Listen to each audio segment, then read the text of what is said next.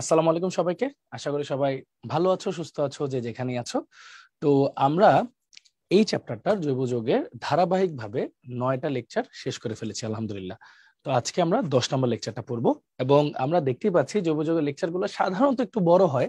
এটা ভাইয়া বিশেষ কারণে একটু বড় রাখছি, যেগুলো দরকার সেগুলো রাখছি বিকজ যদি আমি খুঁটিনাটিগুলো না বুঝাই বা যেসব জিনিসটা আসলে বোঝাটা দরকার, ধরো ইন এনি কেস যেহেতু এখন রিটার্ন গুলো আছে, ধরো ইন এনি কেস দিয়ে দিল, ঢাকা ইউনিভার্সিটিতে দিয়ে দিল, ধরো তখন কি করবো, একটা বিষয় থাকে না। তো এই জন্য ভাইয়া চেষ্টা করি যতটুকু সম্ভব থিওরি গুলা একটু বোঝানোর জন্য, ঠিক আছে। সো এই জন্য সময় বেশি লাগতেছে, তাই অনুরোধ করবো ক্ষমা সুন্দর দৃষ্টিতে দেখার জন্য। তো আজকে হচ্ছে আমরা লেকচার 10 পড়বো। তো লেকচার 10-এ আমরা কি কি পড়বো ভাইয়া, চলো দেখি। আমরা পড়বো জৈব অ্যাসিড এবং অ্যাসিডের জাতক এবং অ্যামিন। এটা কিন্তু একটা বিশাল পার্ট, হ্যাঁ। জৈব অ্যাসিড এবং তার জাতক এবং অ্যামিন, এটা হচ্ছে টাইপ 11-র মধ্যে পড়ে আমাদের। এবং এটা 3 স্টার গুরুত্বপূর্ণ কেন, এই যে দেখতেই পাচ্ছ, দেখো ডিউতে অলমোস্ট প্রতি বছর আসছে। জিএসটি তে দেখো এই বছরই পরীক্ষা আসছে, জিএসটি তে এই বছরই পরীক্ষা আসছে। এগ্রিগুচ্ছতে আসছে, সাস্টে আসছে, Rajshahi university, Jahangirnagar university, Jagannath university, তারপর দেখো চিটাং ইউনিভার্সিটি, খুলনা ইউনিভার্সিটি, সব জায়গায় কিন্তু আসছে। মজার ব্যাপার, ডিউতে এবার রিটার্নেও আসছে, এটা এইবারই রিটার্নে আসছে। তার মানে রিটার্ন বলো এমসিকিউ বলো, সববারের জন্য কিন্তু এটা খুবই গুরুত্বপূর্ণ, এইবারই আসছে, একদম টাটকা বলি যেটা আমরা, হ্যাঁ। তো চলো শুরু করি। ফার্স্টে হচ্ছে আমরা পড়বো কার্বক্সিলিক অ্যাসিড। তো কার্বক্সিলিক অ্যাসিড আমরা কিভাবে প্রকাশ করি, এটা কার্যকরী মূলক কি, সি ডাবল ওইচ, হ্যাঁ, এটাকে আমরা বলি কার্বক্সিলিক অ্যাসিড। এখন বিষয় হচ্ছে, এটা থেকে কার্বনিল মূলক আছে নাই। কার্বনিল মূলক মানে যেখানে সিও, এখানে এইচ বা আর কিছু একটা থাকবে, এইচ বা আর কিছু একটা থাকবে। বাট এখানে কিন্তু সিওর সাথে ওএইচ থাকবে বা সামথিং কিছু একটা থাকবে, বাট এইচ বা আর থাকবে না। সো এটা হচ্ছে কার্বক্সিলিক অ্যাসিড, বা তার জাতক গুলার মধ্যে কি কি থাকবে সেটাও আমরা দেখবো। বাট এই টাইপের কোনো বৈশিষ্ট্য থাকবে না। এটাকে আমরা বলি হচ্ছে কার্বনিল, আর এটাকে বলতেছি আমরা কার্বক্সিলিক অ্যাসিড। তাহলে এটার সাধারণ সংকেতটা কি লেখা যাবে ভাইয়া, অ্যালকাইলের সাথে সি ডাবল এইচ, বা অ্যালকাইলকে ভেঙে যদি লিখি C n H2n+1 C double H.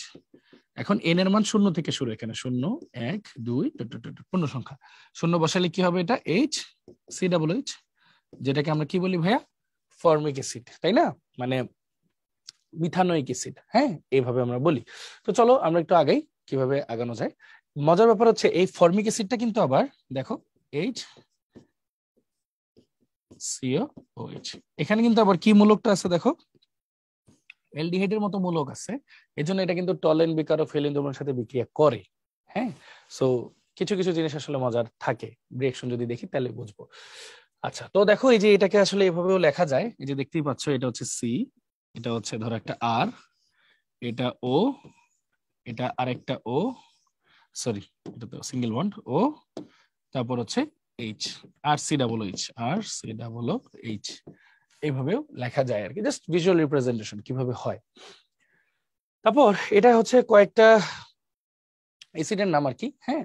যে ধরো এটা জাস্ট কয়েকটা দেওয়ার জন্য আর কি, জাস্ট বোঝার জন্য, আর কিছুই না। যে কিছু কিছু অ্যাসিড আছে যেগুলোতে ডাই কার্বক্সিলিক থাকে, মানে 2টা কার্বক্সিলিক মূলক থাকে, তো ওদেরকে ডাই কার্বক্সিলিক অ্যাসিড বলে। যেমন উদাহরণস্বরূপ থাকে হচ্ছে অক্সালিক অ্যাসিড, যেটা হুক্কু বলি আর কি আমরা, তাই না, হুক্কু। 2টা অক্সালিক অ্যাসিড মূলক থাকে। তো এখানে কি ইথেন ডাইওইক অ্যাসিড, 2টা কার্বন যেহেতু, ইথেন ডাইওইক অ্যাসিড। এরপরটা ম্যালোইক অ্যাসিড, ম্যালোইক অ্যাসিডকে বলা হয় প্রোপেন ডাইওইক অ্যাসিড। তারপর দেখো সাকসিনিক অ্যাসিড, এটাকে বিউটেন ডাইওইক অ্যাসিড বলে, কারণ কি 1 2 3 4 চারটা অ্যাসিড আছে, সো বিউটেন ডাইওইক অ্যাসিড, এরকম করে আরো গ্লুটারিক অ্যাসিড, অ্যাডিপিক অ্যাসিড, হ্যাঁ, পিমোলিক অ্যাসিড, এরকম অনেক অনেক ধরনের অ্যাসিড বিদ্যমান। জাস্ট তোমাদেরকে এক্সাম্পল আকারে দেখালাম যে ডাইকার্বক্সিলিক অ্যাসিডের কিছু নাম-টাম থাকে আর কি, হ্যাঁ। আচ্ছা, তারপর যদি আমরা সামনে যাই, দেখো নিচের কোনটি মনোকার্বক্সিলিক অ্যাসিড শ্রেণীভুক্ত নয়। মনোকার্বক্সিলিক অ্যাসিড শ্রেণীভুক্ত নয়, আগে বুঝাই। দেখো ফার্স্টে কি লিখছে, ফর্মিক অ্যাসিড, ফর্মিক অ্যাসিডের সংকেত কি, এইচ সি ডাবল এইচ, এটা হলো এ। বি তে কি দেওয়া, ethanoic acid, CH3 C double H. C তে কি দেওয়া, অক্সালিক অ্যাসিড, মাত্রই পড়লাম। এটাকে আমরা কিভাবে লিখি, এটাকে আমরা লিখি হচ্ছে HOOC সি ডাবল এইচ। আর ডি কে কি লেখা, প্রোপানোয়িক অ্যাসিড, তাহলে CH3 CH2 C double H, propanoic acid. তো বুঝতেই পারতেছো, বলছে নিচে কোনটি মনোকার্বক্সিলিক অ্যাসিড শ্রেণীভুক্ত নয়, মানে এগুলো মনোকার্বক্সিলিক অ্যাসিড শ্রেণীভুক্ত। তাহলে যেটা নয় সেটা হচ্ছে এটা, ডাবল কার্বক্সিলিক শ্রেণীভুক্ত বা ডাই কার্বক্সিলিক শ্রেণীভুক্ত, এটা। তাহলে অ্যান্সার হচ্ছে এটা, যেটা মনোকার্বক্সিলিক ভুক্ত নয় সেটাই তো ডাই ট্রাই হবে আর কি, এরকম, হ্যাঁ। আচ্ছা, তারপর আগে অ্যাসিডিক অ্যাসিডের স্ফুটনাঙ্ক কত? আচ্ছা, এটা একটা মুখস্থ মান আর কি। অ্যাসিডিক অ্যাসিডের স্ফুটনাঙ্ক হচ্ছে 118 ডিগ্রি সেলসিয়াস। অ্যাসিডিক অ্যাসিডের স্ফুটনাঙ্ক হচ্ছে 118 ডিগ্রি সেলসিয়াস। এটা একটা মুখস্থ মান আর কি। তো আমরা যেটা বললাম, অ্যাসিডিক অ্যাসিডের স্ফুটনাঙ্ক হচ্ছে 118 ডিগ্রি সেলসিয়াস। এটা মুখস্থ মান আর কি। হ্যাঁ, এগুলো লাগে। এবার যদি সামনে আসি, কি বলছে ভাইয়া দেখো, নাইট্রাইল বা সায়ানাইড থেকে আর্দ্র বিশ্লেষণ দ্বারা অ্যাসিড প্রস্তুতি। চলো পড়ি, এটা একটা ইন্টারেস্টিং পদ্ধতি আর কি। হ্যাঁ, তো দেখো নাইট্রাইল বা সায়ানাইডটা কি? আর সি ট্রিপল বন্ড এন, এটা হচ্ছে নাইট্রাইল বা সায়ানাইড। এখানে যদি আমি বিজারণ করতে যাই তাহলে হাইড্রোজেন দিব। এখন হাইড্রোজেনটা কার উপস্থিতিতে দিব? একটা বিজারক উপস্থিতিতে দিব। সেটাকে লিথিয়াম অ্যালুমিনিয়াম টেট্রাহাইড্রেট, ওর উপস্থিতিতে দিলাম। দিলে কি হবে? এই ট্রিপল বন্ডটা ভেঙে যাবে। তাহলে দেখো আর সি একটা করে বন্ড থাকবে, আর হাতগুলো ভেঙে গিয়ে হাইড্রোজেন গুলো ঢুকবে। তাহলে টেকনিক্যালি এটা কি তৈরি হইলো? অ্যামিন তৈরি হইলো না? অ্যামিন তৈরি হইলো। এরপর আমরা কি করব? এরপর হচ্ছে একটা বিশেষ কাজ করব, সেটা আমি এই পাশে দেখাই। আমরা এই সব ক্ষেত্রে যখনই আমরা অ্যামিন দেখবো, বাট আমাদের অ্যালকোহল দরকার, হ্যাঁ, মানে আমাদের অ্যামিন থেকে OH দরকার, তখন আমরা কি করব? সুন্দর মতো NaNO2 প্লাস HCl ওদেরকে নিয়ে আসবো। এটা আজকে অনেক লাগবে। ওদেরকে নিলে কি হবে? সোডিয়াম ক্লোরিনের সাথে বিক্রিয়া করে সোডিয়াম ক্লোরাইড প্লাস এই বাকি রানীদের সাথে বিক্রিয়া করে কি তৈরি করবে? HNO2 বা নাইট্রাস অ্যাসিড। এই নাইট্রাস অ্যাসিডকে ভেঙে লেখা যায় ওহ নো, এই আকারে লেখা যায় ওহ নো। এই ওহ নো দিয়ে আমাদের বাকি কাজ। চলো দেখি আমরা এটার মধ্যে কাকে দিব ভাইয়া? ওহনু। ওহনুকে দিব। ওহনুকে দিলে কি হবে? খেয়াল করো, এই যে জোড়া হাইড্রোজেন, এই জোড়া হাইড্রোজেন এই অক্সিজেনের সাথে বিক্রিয়া করে পানি তৈরি করবে, করলো। তারপর এই নাইট্রোজেনের সাথে বিক্রিয়া করে নাইট্রোজেন গ্যাস তৈরি করে উড়ে যাবে। তাহলে কি এই হাতটা ফাঁকা হয়ে গেল, এই OH-টা এই ফাঁকা হাতে ঢুকে যাবে। কিভাবে? দেখো আর CH2OH। তাহলে অ্যামিন NH2 কে আমরা যদি প্রতিস্থাপন করতে যাই OH দিয়ে, আমাদের কাকে দিতে হবে? ওহনোকে দিতে হবে। তাহলে কি পাইছি? অ্যালকোহল। এরপরে ধাপ কি ভাইয়া? সবাই জানি। এটাকে যদি আমরা একটু ভাঁজ করে সুন্দর করে লিখি তাহলে আমাদের আরো বুঝতে ক্লিয়ার হবে। আমরা দিব CH2, এরকম দিলাম। এরপর আমরা কি করব? এটার মধ্যে জারণ করব, তাই না?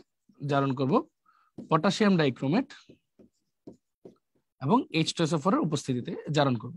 জারণ করলে কি হবে? আমরা কি জানি? কার্যকরী মূলক যেটা থাকে, কার্যকরী মূলকের সাথে যে কার্বনটা থাকে সেই কার্বন থেকে এখনো পানি বের করে দিবে, যেহেতু জার্মান অক্সাইড একটা নিরোধক। তাহলে পানি বের করে দিল। তাহলে এতে করে কি হলো? আর CH, ওর কয়টা হাত খালি হলো? দুইটা।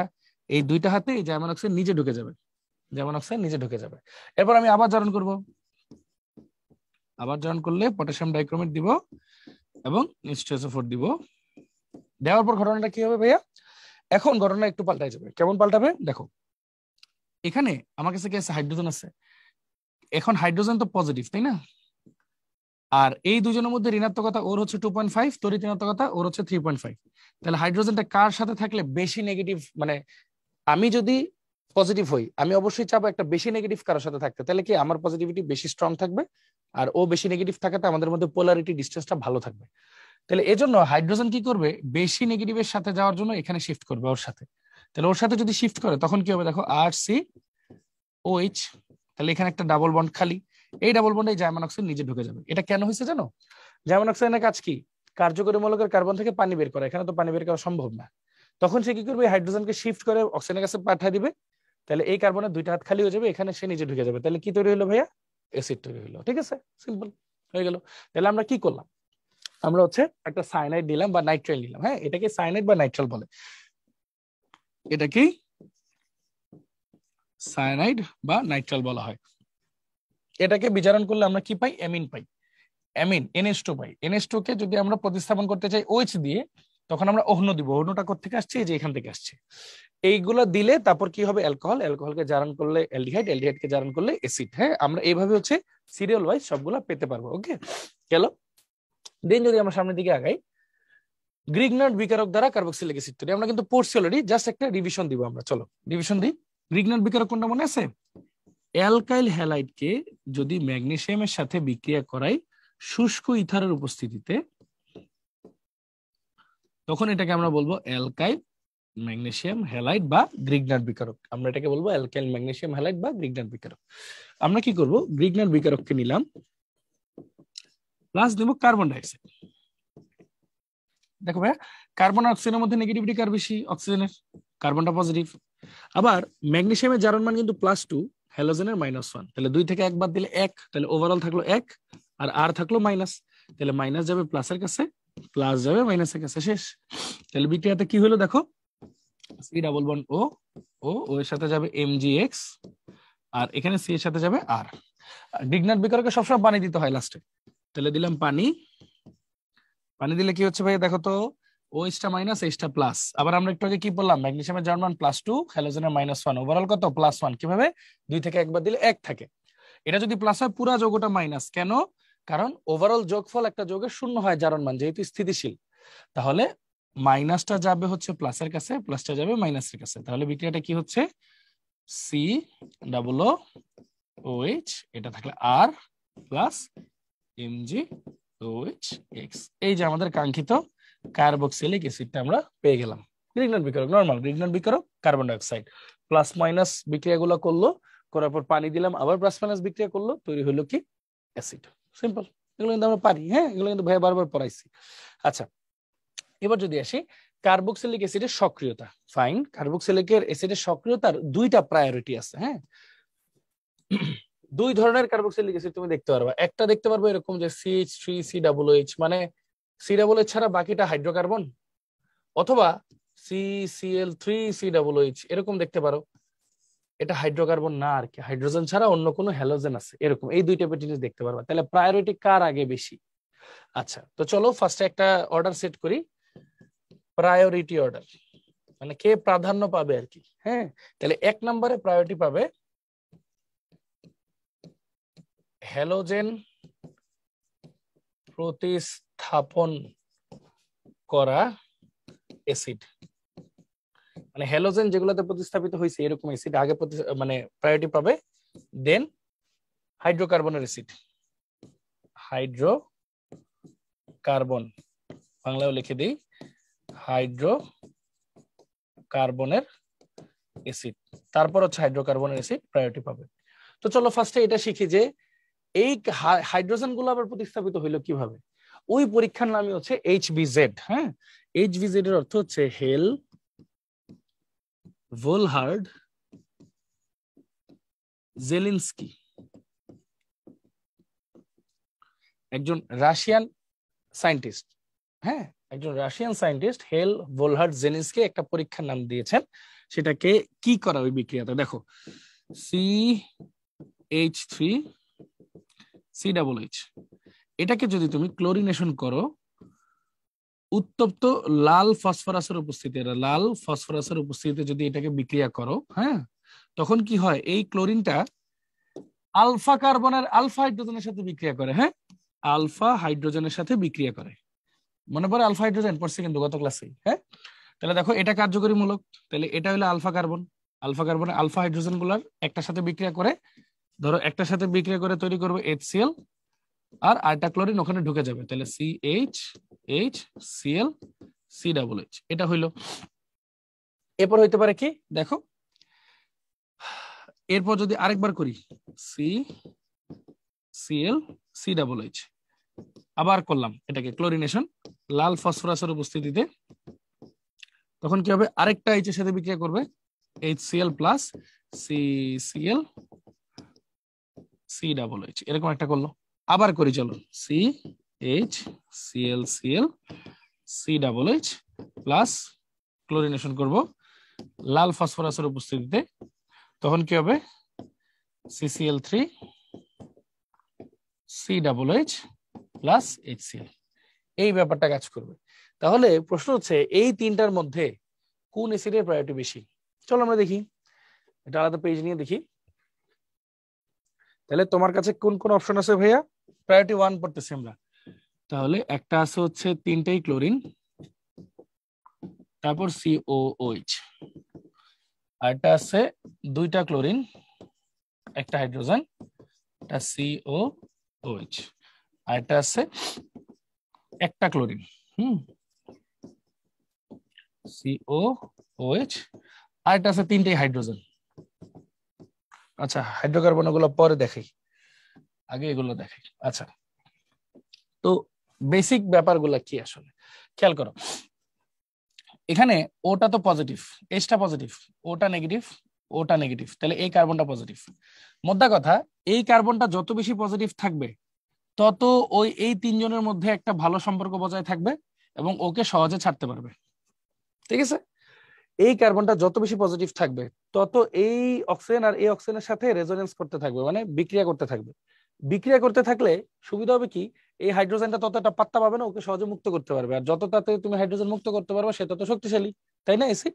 আচ্ছা, এখানে হয় কি ঘটনা দেখো, এই কার্বনটা কি করে, ইলেকট্রন ঘনত্ব ক্লোরিনের দিকে পাস করে দেয়, কারণ ক্লোরিনের তড়িৎ ঋণাত্মকতা বেশি, তাই না? ক্লোরিনটা নেগেটিভ নেগেটিভ নেগেটিভ, তাহলে এই কার্বনটা পজিটিভ আকারে কাজ করে। সো আলটিমেটলি কোনো সমস্যা হয় না, সব ইলেকট্রন ঘনত্ব বাইরে সাপ্লাই দিয়ে দিতেছে, তার মানে এটা এটার পজিটিভিটি থাকতেছে, ভালো থাকতেছে। এখানে হয় কি দেখো, এখানে হয়েছে কি, কার্বনটা ইলেকট্রন ঘনত্ব এদিকে দিচ্ছে এদিকে দিচ্ছে, বাট হাইড্রোজেনের কার্বনের মধ্যে নেগেটিভিটি কার বেশি, কার্বনের। তখন হাইড্রোজেনটা এই কার্বন হয়ে এই কার্বনের দিকে আবার ইলেকট্রনটা ছেড়ে দিচ্ছে, ইলেকট্রনটা ছেড়ে দিচ্ছে। তখন ঘটনা কি হচ্ছে, এটার পজিটিভিটি একটু কমে গেল না আগেরটার তুলনায়? এটার ক্ষেত্রে খেয়াল করো, এটা শুধু একটা পাস করতেছে, বাট এই দুইজন আবার এই কার্বনের দিকে পাস করে দিচ্ছে, তাহলে ওর পজিটিভিটি কি হলো, আরো কমে গেল না এই কার্বনের? তাহলে সবচেয়ে বেশি অম্লত্ব কোথায় দেখাবে, এটাই, দেন এটাই, দেন এটাই, এইটা দেখাবে। ঠিক আছে, এখন যদি এগুলা না থাকে হাইড্রোকার্বন হতো তখন কিন্তু, চলো দেখি, হাইড্রোকার্বন হইলে এমন হইতে পারতো, ধরো সরি, ধরো এমন হইতে পারতো HCO OH CH3 COH CH3 CH2 COH, এরকম হইতে পারতো। তাহলে এখন ব্যাপারটা কি, ব্যাপারটা হচ্ছে খেয়াল করো, এটা তো প্লাস থাকা জরুরি, কিন্তু এই হাইড্রোজেন কি করতেছে, ওর ইলেকট্রন ঘনত্ব ওর দিকে পাস করতেছে, এটা একটা। এখানে কি হচ্ছে, এই তিনজন পাস করতেছে ওর দিকে, তাহলে ওর পজিটিভিটি কিন্তু কমে যাচ্ছে। এখানে কি হচ্ছে, 1 2 3 4 5, পাঁচজন পজিটিভিটি মানে ইলেকট্রন ঘনত্ব মেঘগুলা পাস করতেছে এই কার্বনের দিকে, তাহলে ওর পজিটিভিটি আরো কমে যাচ্ছে না? তাহলে পজিটিভিটি যত বেশি থাকবে তত সক্রিয় থাকবে সে, তাহলে এখানে সক্রিয় কে বেশি, ও, দেন ও, দেন ও। তাহলে ওভারঅল আমরা কি বুঝলাম, আমরা যদি একটা পৃষ্ঠা নিই তাহলে আমাদের কাছে কি কি থাকলো, ওভারঅল আমরা কি বুঝলাম, CCl3 COOH CCl2H COOH CClH2 COOH CH3 COOH। হ্যাঁ, আচ্ছা, এটা পরে। আপাতত এই তিনটার মধ্যে যদি কথা বলি, সবচেয়ে বেশি প্রায়োরিটি কার হবে, যত বেশি হ্যালোজেন প্রতিস্থাপিত হবে তত বেশি শক্তিশালী হবে অ্যাসিডটা, তাহলে এটা বেশি, দেন এটা, দেন এটা। এখন আবার ক্লোরিনের চেয়ে বেশি শক্তিশালী কে, এটা যদি CF3 COOH হইতো তখন এটা আবার অবশ্যই বেশি শক্তিশালী দেন কি CH3 COOH, কারণ ক্লোরিন আর ফ্লোরিনের মধ্যে ইলেকট্রোনেগেটিভিটি কার বেশি, ফ্লোরিনের, তাহলে ওর দিকে ইলেকট্রন ঝুঁকে থাকবে বেশি, তাহলে এই কার্বনটা ফ্রি থাকবে, পজিটিভ থাকবে, বেশি শক্তিশালী থাকবে এই। আচ্ছা, এবার যদি হাইড্রোকার্বনের ক্ষেত্রে আসি, হাইড্রোকার্বনের ক্ষেত্রে কি শিখলাম, যত বেশি অ্যালকাইল বা যত বেশি কার্বন আর কি, যত বেশি কার্বন থাকবে তত ইলেকট্রন ঘনত্ব এই কার্বনের দিকে ঝুঁকে যাবে, তত কার্বনটা নিষ্ক্রিয় হইতে থাকবে, শক্তি কমে যাবে, তাহলে যত কম কার্বন তত শক্তিশালী, যত কম কার্বন তত শক্তিশালী। তাহলে আমরা কি বুঝলাম, এটাকে আমরা বলবো প্রায়োরিটি 1 হ্যালোজেন প্রতিস্থাপন গুলা, আর এটাকে বলবো প্রায়োরিটি 2 কার্বন বা অ্যালকাইল গ্রুপের প্রতিস্থাপন গুলা। হ্যাঁ, তাহলে যত বেশি হ্যালোজেন থাকবে তত শক্তিশালী, আর যত কম অ্যালকাইল গ্রুপ থাকবে তত বেশি শক্তিশালী। ওকে, আচ্ছা, তার মানে হ্যালোজেন যত বেশি থাকবে সক্রিয়তা হবে তত বেশি, আর অ্যালকাইল গ্রুপে কার্বন আর কি যত কম থাকবে তত সক্রিয়তা বেশি। এই দুইটা জিনিস হচ্ছে আমরা বুঝলাম আশা করি। হ্যাঁ, মূল কারণ একটাই, এই যে কার্বক্সিলিক অ্যাসিডের কার্বন, এটার পজিটিভিটি যাতে বেশি থাকে, তাহলে এই পাশের দুইটা অক্সিজেনের সাথে নেগেটিভিটি বজায় রাখবে এবং এদের মধ্যে রিঅ্যাকশন চলতে থাকবে, কিন্তু এই হাইড্রোজেনটাকে তখন আলাদা করে দিবে, এই হাইড্রোজেন আলাদাভাবে মুক্ত হয়ে যাবে। আর এটা যদি যত দ্রুত মুক্ত হইতে পারবে ততই তো সে শক্তিশালী অ্যাসিড, কারণ H+ যে মুক্ত করতে পারে সেই তো অ্যাসিড, তাই না? এই, আর যত দ্রুত মুক্ত করতে পারবে সে তত শক্তিশালী অ্যাসিড হবে। আচ্ছা, এবার যদি আসি, দেখো কোন অ্যাসিডটির অনুবন্ধী ক্ষারক সবচেয়ে দুর্বল। মনে রাখবা, অ্যাসিড যদি যত শক্তিশালী হয় তার অনুবন্ধী ক্ষারক হয় তত দুর্বল। হ্যাঁ, অ্যাসিড অনুবন্ধী, অনুবন্ধী মানে তো উল্টাই, তাহলে শক্তিশালীর উল্টাটা কি হবে? দুর্বলই হবে।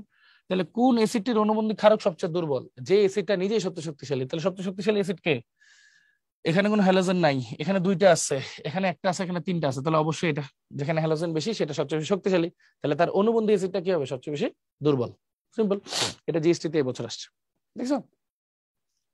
নিচের কোনটি সবচেয়ে শক্তিশালী অ্যাসিড? যেখানে হ্যালোজেন বেশি সেটা।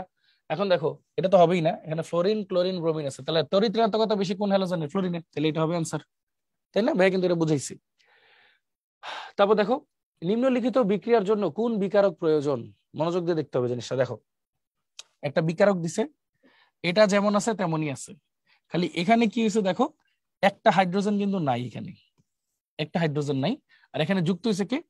সিও CH3, এরকম একটা যে যুক্ত হয়েছে।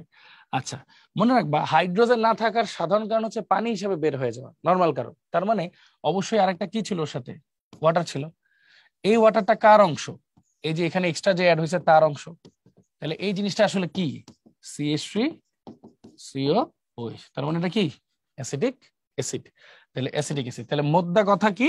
মোদ্দা কথা হচ্ছে এই CH3COOH, এটার OH টা বিক্রিয়া করছে ওর H এর সাথে। H এর সাথে বিক্রিয়া করছে কিভাবে? দেখো, H2, এটাকে যদি একটু ভেঙে লিখি, HNH ও C2H5, তাহলে হয়েছে কি, এর OH টা H এর সাথে বিক্রিয়া করে কি তৈরি করছে? পানি, প্লাস বাকিটা কি হয়েছে? জোড়া লেগে গেছে। জোড়া লাগছে কিভাবে? এই NH, এই ফাঁকা হাতে, এই যে হাইড্রোজেনের এই ফাঁকা হাতে ও ঢুকে গেছে, তাহলে CO CH3, আর এখানে ও C2H5। তো এই তো নর্মাল বিক্রিয়া, দেখছো মিলছে, শেষ। তাহলে অ্যান্সার হচ্ছে CH3COOH। গেল।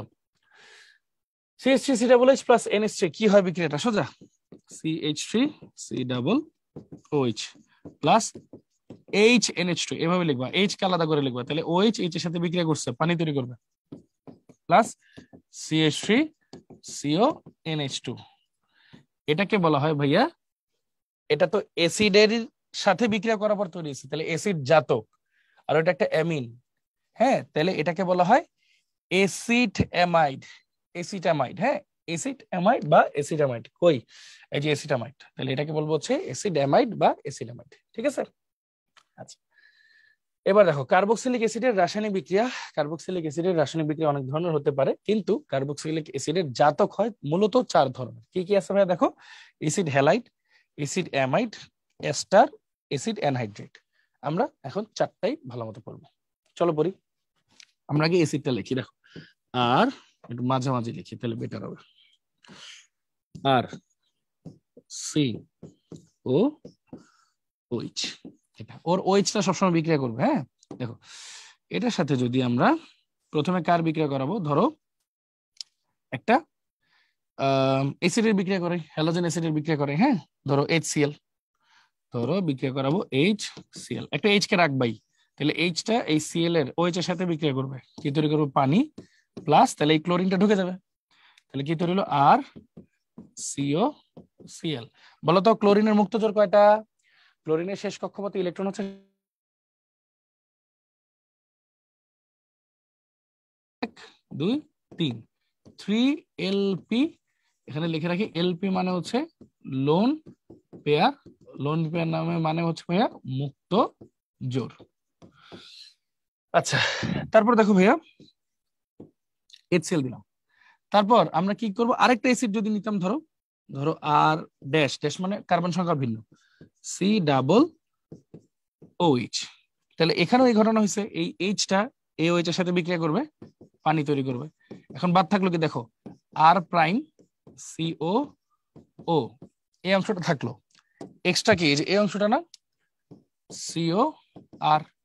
দেখো তো, এটাও অ্যাসিড, এটাও অ্যাসিড, দুইটা অ্যাসিড একসাথে যুক্ত করছি, মাঝখান দিয়ে পানি বের হয়ে গেছে, তাহলে এটাও তো একটা অ্যাসিডই, বাট পানি ছাড়া অ্যাসিড। এটাকে বলবো হচ্ছে অ্যাসিড অ্যানহাইড্রাইট। বাংলা লিখে দিই, অ্যাসিড অ্যানহাইড্রাইট। Acid anhydrate. আগেরটা লিখে নেই, আগেরটা হচ্ছে এটাও তো এসিডের একটা জাতক, এসিড হ্যালাইড, এটাকে বলবো এসিড হ্যালাইড, এসিড হ্যালাইড, তারপরে এসিড অ্যানহাইড্রেট। হ্যাঁ, এখানে মুক্তজোর কারটা হিসাব করবে যে আর সি ওর পরে যে থাকবে তারটাই। তাহলে আর সি ওর পরে কি আছে, ও, ওর মুক্তজোর কয়টা, অক্সিজেনের দুইটা করে। এখানে একটা মুক্তজোর ওর সাথে ব্যবহার হইতেছে আর একটা মুক্তজোর ওর সাথে ব্যবহার, রেজোনেন্স করতে কাজে লাগে আর কি। হ্যাঁ, রেজোনেন্স তোমরা তো মনে আছে মনে হয় রেজোনেন্সের ব্যাপারটা। এই যে দেখো, পাই সিগমা লোন পেয়ার, পাই সিগমা লোন পেয়ার, তার মানে এখানে কি আছে, রেজোনেন্স হইতেছে। ওই যে তোমাদের পড়াইছিলাম কনজুগেশন যোগযোগের ক্ষেত্রে, মানে একদম শুরুর দিকে, তো কনজুগেশন হচ্ছে এখানে, মানে রেজোনেন্স কাজ লাগতেছে। হ্যাঁ, এখানে মুক্তজোর তাহলে কয়টা, দুইটা না, two lone pair, both used, দুইজনই ইউজড হইতেছে এখানে, বোথ ইউজড। হ্যাঁ, আচ্ছা, আর তিনটা লোন পেয়ার থাকা তো ভালো, একটু পরে আসতেছি এই প্রসঙ্গে। তারপর আসি, এরপর ধরো আমি যদি এটার মধ্যে কি দিই, অ্যালকোহল দিই ধরো, হ্যাঁ, আর ড্যাশ ওএইচ, তাহলে সেম এখানেও সেম ঘটনা হবে। এই এইচটা ওএইচ এর সাথে বিক্রিয়া করে পানি তৈরি করবে, বাকি অংশ যুক্ত হবে। দেখো আর ড্যাশ ও, তারপর কি থাকে, সিও আর। ভাই কি বলছিলাম, আর সিওর পরের অংশটার মুক্তজোর দেখতে হয়, মুক্তজোর আছে দুইটা, মুক্তজোর আছে দুইটা। বাট এখানে কি হয়েছে খেয়াল করো, পাই সিগমা লোন পেয়ার, মাত্র একটা মুক্তজোর ইউজ হবে।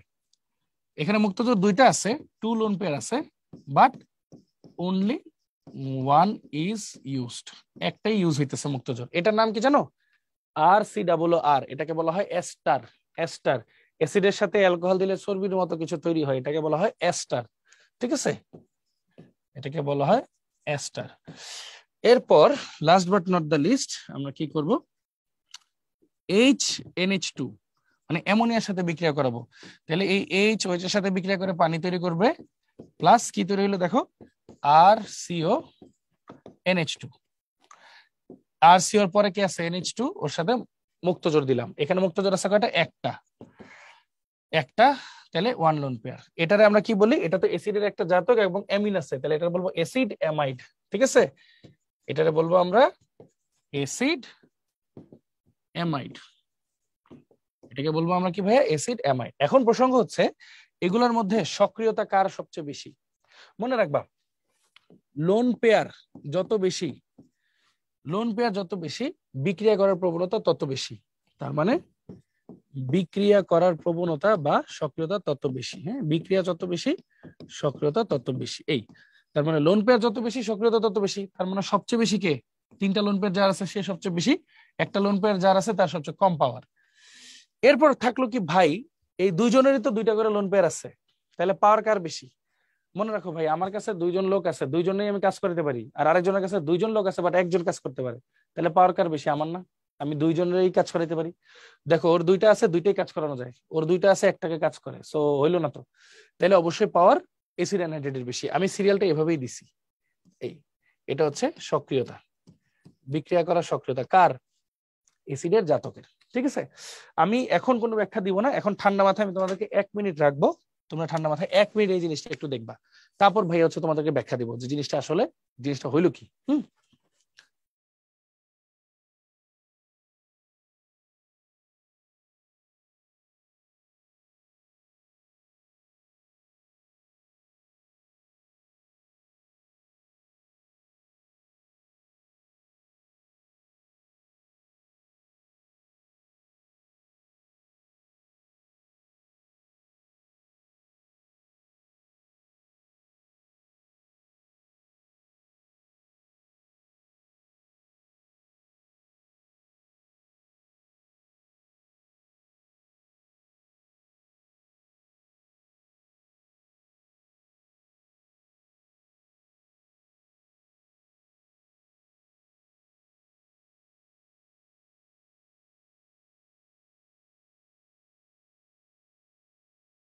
সর্বশেষ কক্ষপথে ইলেকট্রন 7টা, হ্যালোজেন যেহেতু, একটা তো বন্ধন করছেই, তাহলে আর 6টা বাকি থাকলো। 6টাকে যদি 2 দিয়ে ভাগ করি, জোড়া বানাই, তাহলে 3 জোড়া, তাহলে 3টা মুক্ত জোড়া সর শেষ। এলপি মানে লোন পেয়ার বা মুক্ত জোড়া।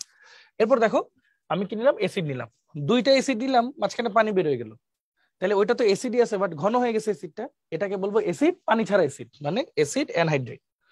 এখানে আর সি ওর পরে কি আছে, অক্সিজেন আছে, অক্সিজেনের মুক্ত জোড় কয়টা, দুইটা, কিভাবে? ওর লাস্ট কক্ষপথ ইলেকট্রন 6টা, 2 হাতে 2টা বন্ধন করছে, আর কয়টা থাকলো? 4টা, 4টাকে 2 দিয়ে ভাগ করলে 2টা লোন পেয়ার।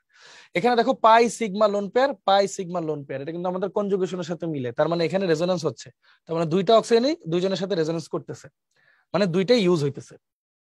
এখানে দেখো আমি অ্যাসিডের সাথে নিলাম অ্যালকোহল, অ্যালকোহল নেওয়াতে এইচওএইচ মিলে পানি তৈরি করলো, বাকিরা অ্যাড হয়ে গেল।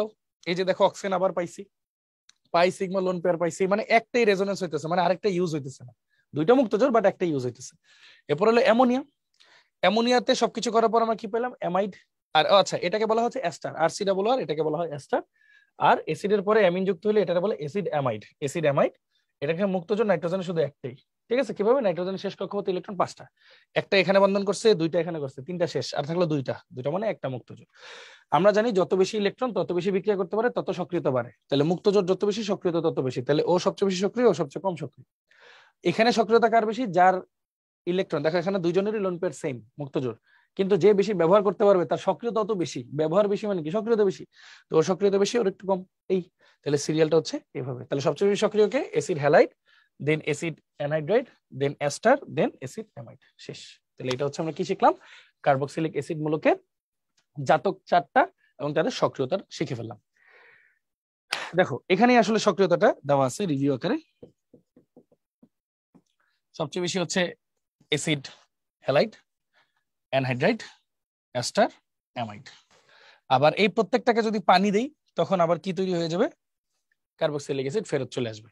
যেমন যদি আমি একটা এক্সাম্পল দিই, ধরো আর সি ডাবল ও আর, এটা কি ছিল ভাইয়া? এস্টার। এটাকে যদি আমি পানি দিই ভাইয়া, এইচওএইচ, এইচটা এখানে ঢুকবে কিভাবে? দেখো অক্সিজেন সহ পার্টটা নেগেটিভ হয়, তাহলে এটা পজিটিভ, এইচটা হয় পজিটিভ, ওএইচটা হয় নেগেটিভ, তাহলে পজিটিভ যাবে নেগেটিভের কাছে। একটা মিনিট, জাস্ট একটা মিনিট। হ্যাঁ দেখো কি হয়েছে, পজিটিভটা যাবে নেগেটিভের কাছে, পজিটিভটা যাবে নেগেটিভের কাছে। এই তাহলে কি হলো? দেখো আর ওএইচ ফর্ম করলো প্লাস আর সি ডাবল ওএইচ, তাহলে কি তৈরি হলো? আবার অ্যাসিড। এভাবে করে বাকি সবগুলাই আসলে হাইড্রোলাইসিস করলে অ্যাসিড পাওয়া যাবে, ঠিক আছে? সিম্পল, আমি এস্টার থেকে দেখাইলাম আর কি, এটা কিন্তু এস্টার, এস্টার। ওকে, সহজ উদাহরণ। চলো সামনের দিকে আগাই। কি বলছে? অ্যাসিড জাতকের মধ্যে কোনটি সবচেয়ে অধিক সক্রিয়? অ্যাসিড জাতকের মধ্যে কোনটি সবচেয়ে অধিক সক্রিয়? আমরা তো জানি কোনটা, অ্যাসিড হ্যালাইড। তাহলে অ্যাসিড হ্যালাইড, তাহলে অ্যাসিড হ্যালাইড হচ্ছে সবচেয়ে বেশি সক্রিয়। তারপর দেখো নিচের 4টি কার্বক্সিলিক অ্যাসিড জাতকের মধ্যে কোনটি কম সক্রিয়? কম সক্রিয় কোনটা ছিল? একটা মুক্তজাত ছিল, অ্যাসিড অ্যামাইড। তাহলে অ্যাসিড অ্যামাইড এটা ছিল সবচেয়ে কম সক্রিয়। হ্যাঁ, আচ্ছা তারপর আমরা আগাই। কি বলছে? কোনটি সর্বাপেক্ষা ক্ষারীয়? আচ্ছা কোশ্চেনটা মানে এটা আমরা 2 সেন্সে ডিরাইভ করতে পারি। এক, কোশ্চেনটা যদি ঠিক হয়, ক্ষারীয় বলতে বোঝায় কোনটা সর্বাপেক্ষা কম অম্লীয়, এরকম হইতে পারে, অথবা কোশ্চেনটা হইতে পারে কোনটি সর্বাপেক্ষা বেশি অম্লীয়, এরকম হইতে পারে। এই 2টা কোশ্চেন হইতে পারে, তো আমরা 2টারই অ্যান্সার দেওয়ার ট্রাই করি। কোশ্চেনটা এখানে আমার মনে হয় প্রিন্টিং মিস্টেক আছে। হ্যাঁ দেখো, কম অম্লীয় যেটা বলতে বোঝায়, সর্বাপেক্ষা ক্ষারীয় বলতে আসলে কম অম্লীয়ই বোঝায়। হ্যাঁ, তাহলে কোনটা হবে এই ক্ষেত্রে? সবচেয়ে বেশি অম্লীয় কোনটা হয়? হ্যালোজেন প্রতিস্থাপক গুলো সবচেয়ে বেশি অম্লীয় হয়। তাহলে সবচেয়ে বেশি অম্লীয় যদি আমরা চিন্তা করি, এই পেন দিয়ে যদি আমরা ডিনোট করি, সবচেয়ে বেশি অম্লীয়টা হবে এখানে দেখো হ্যালোজেন একটা, এখানে দেখো হ্যালোজেন 2টা, তাহলে এটা হবে সবচেয়ে বেশি অম্লীয়। আর কম ক্ষারীয় বা সরি কম অম্লীয় বা ক্ষারীয় যেটা, সেটা হচ্ছে যেখানে হাইড্রোকার্বন বেশি। তাহলে দেখো এখানে হাইড্রোকার্বন মাত্র একটা, আর এখানে দেখো হাইড্রোকার্বন 2টা, তাহলে এটা হবে আমার সবচেয়ে কম অম্লীয় বা ক্ষারীয় বেশি, যেভাবে চিন্তা করো আর কি। হ্যাঁ, 2টাই অ্যান্সার বলে দিলাম। অ্যাসিড ক্লোরাইডের সাথে অ্যামোনিয়া বা প্রাইমারি অ্যামিন বিক্রিয়া করলে কি হয়? অ্যাসিড ক্লোরাইড, খেয়াল করো, অ্যাসিড ক্লোরাইডের সাথে, চলো আমরা লিখি আর সিও সিএল, এটা হচ্ছে অ্যাসিড ক্লোরাইড বা অ্যাসিড হ্যালাইড। এর সাথে অ্যামোনিয়া যদি বিক্রিয়া করে HNH2, যদি এরা বিক্রিয়া করে অ্যাসিড ক্লোরাইডের সাথে অ্যামোনিয়া বা প্রাইমারি অ্যামিন বিক্রিয়া করলে কি তৈরি হবে? সিম্পল একটা বিক্রিয়া তৈরি হবে। দেখো এই এইচটা সিএল এর সাথে বিক্রিয়া করবে, তৈরি করবে HCl প্লাস আর CONH2, এই জিনিসটা তৈরি হবে। তাহলে এটাকে আমরা কি বলি? Acid amide. এটাকে আমরা কি বলি ভাইয়া? Acid amide. শেষ হয়ে গেল। ওকে, দেন যদি আসে ইথাইল অ্যাসিটেটকে ক্ষারীয় আদ্র বিশ্লেষণ করলে কোন উৎপাদগুলো তৈরি হয়? আচ্ছা, ইথাইল অ্যাসিটেট জিনিসটা কি? অ্যাসিটেট হচ্ছে CH3 C ডাবল ও, এটা হলো acetate. Ethyl acetate, ethyl acetate মানে এখানে একটা ইথাইল মূলক থাকবে। এই যে অ্যাসিটেট, ইথাইল, ইথাইল অ্যাসিটেটকে ক্ষারীয় আদ্র বিশ্লেষণ করলে, ধরো যে কোনো একটা ক্ষারের কথা যদি আমরা চিন্তা করি, ধরো সোডিয়াম হাইড্রোক্সাইড, হ্যাঁ একটা ক্ষার, ক্ষারীয় আদ্র বিশ্লেষণ করলে কি হবে? সিম্পল, এই দুইজন এক্সচেঞ্জ করবে, আর কিছুই তো না। এটা তো নেগেটিভ আয়ন, তাহলে এই টুকটা পজিটিভ, এটা পজিটিভ, এটা নেগেটিভ, তাহলে এই দুজন এক্সচেঞ্জ হবে, প্রতিস্থাপন হবে। তাহলে কি হবে? CH3 COO Na plus C2H5OH। তাহলে দেখো তো উৎপাদে কোনটা হবে? CH3 COO Na plus C2H5OH, হ্যাঁ ইথাইল অ্যাসিটেট। তাহলে অ্যান্সার হচ্ছে ডি। ওকে, তারপরটা দেখি, RCOOH। এই দেখো, অ্যালকোহল, অ্যাসিড প্লাস অ্যালকোহল উৎপন্ন হলে কি হয়? এটা আমরা পড়ছিলাম যে OH-টা H এর সাথে বিক্রিয়া করে, তাহলে বাকি থাকলো কি ROCOR, মানে এস্টার তৈরি হয়। কি তৈরি হয় ভাইয়া? এস্টার, আমরা পড়ছিলাম। সক্রিয়তা কয় নম্বরে? 3 নম্বরে। ওকে, তারপর আসি পাকা ফলের সুগন্ধের মূল কারণ। পাকা ফলের সুগন্ধের মূল কারণ হয় হচ্ছে অ্যালিফ্যাটিক এস্টার। এগুলো হচ্ছে কিছু মুখস্থ টাইপের কোশ্চেন থাকে না, এগুলো হচ্ছে কিছু মুখস্থ টাইপের কোশ্চেনের মধ্যে একটা, হ্যাঁ, যে পাকা ফলের তোমার মধ্যে কি থাকে? Aliphatic ester. অ্যালিফ্যাটিক এস্টার উদাহরণ হচ্ছে যে RCOR এরকম আর কি, হ্যাঁ। ভিনেগার কি? ভিনেগার হচ্ছে 6 থেকে 10% জলীয় দ্রবণ অফ অ্যাসিটিক অ্যাসিড। তাহলে 6 থেকে 10% অ্যাসিটিক অ্যাসিডের জলীয় দ্রবণকে আমরা বলতেছি হচ্ছে ভিনেগার। এবার দেখো নিচের কোনটি আদ্র বিশ্লেষণে অ্যাসিটিক অ্যাসিড তৈরি হয়? আচ্ছা দেখো, অ্যাসিটিক অ্যাসিড তৈরি হতে 2টা কার্বন লাগবে। এখানে 2টা কার্বন আছে, বাট এখান থেকে তৈরি হবে না।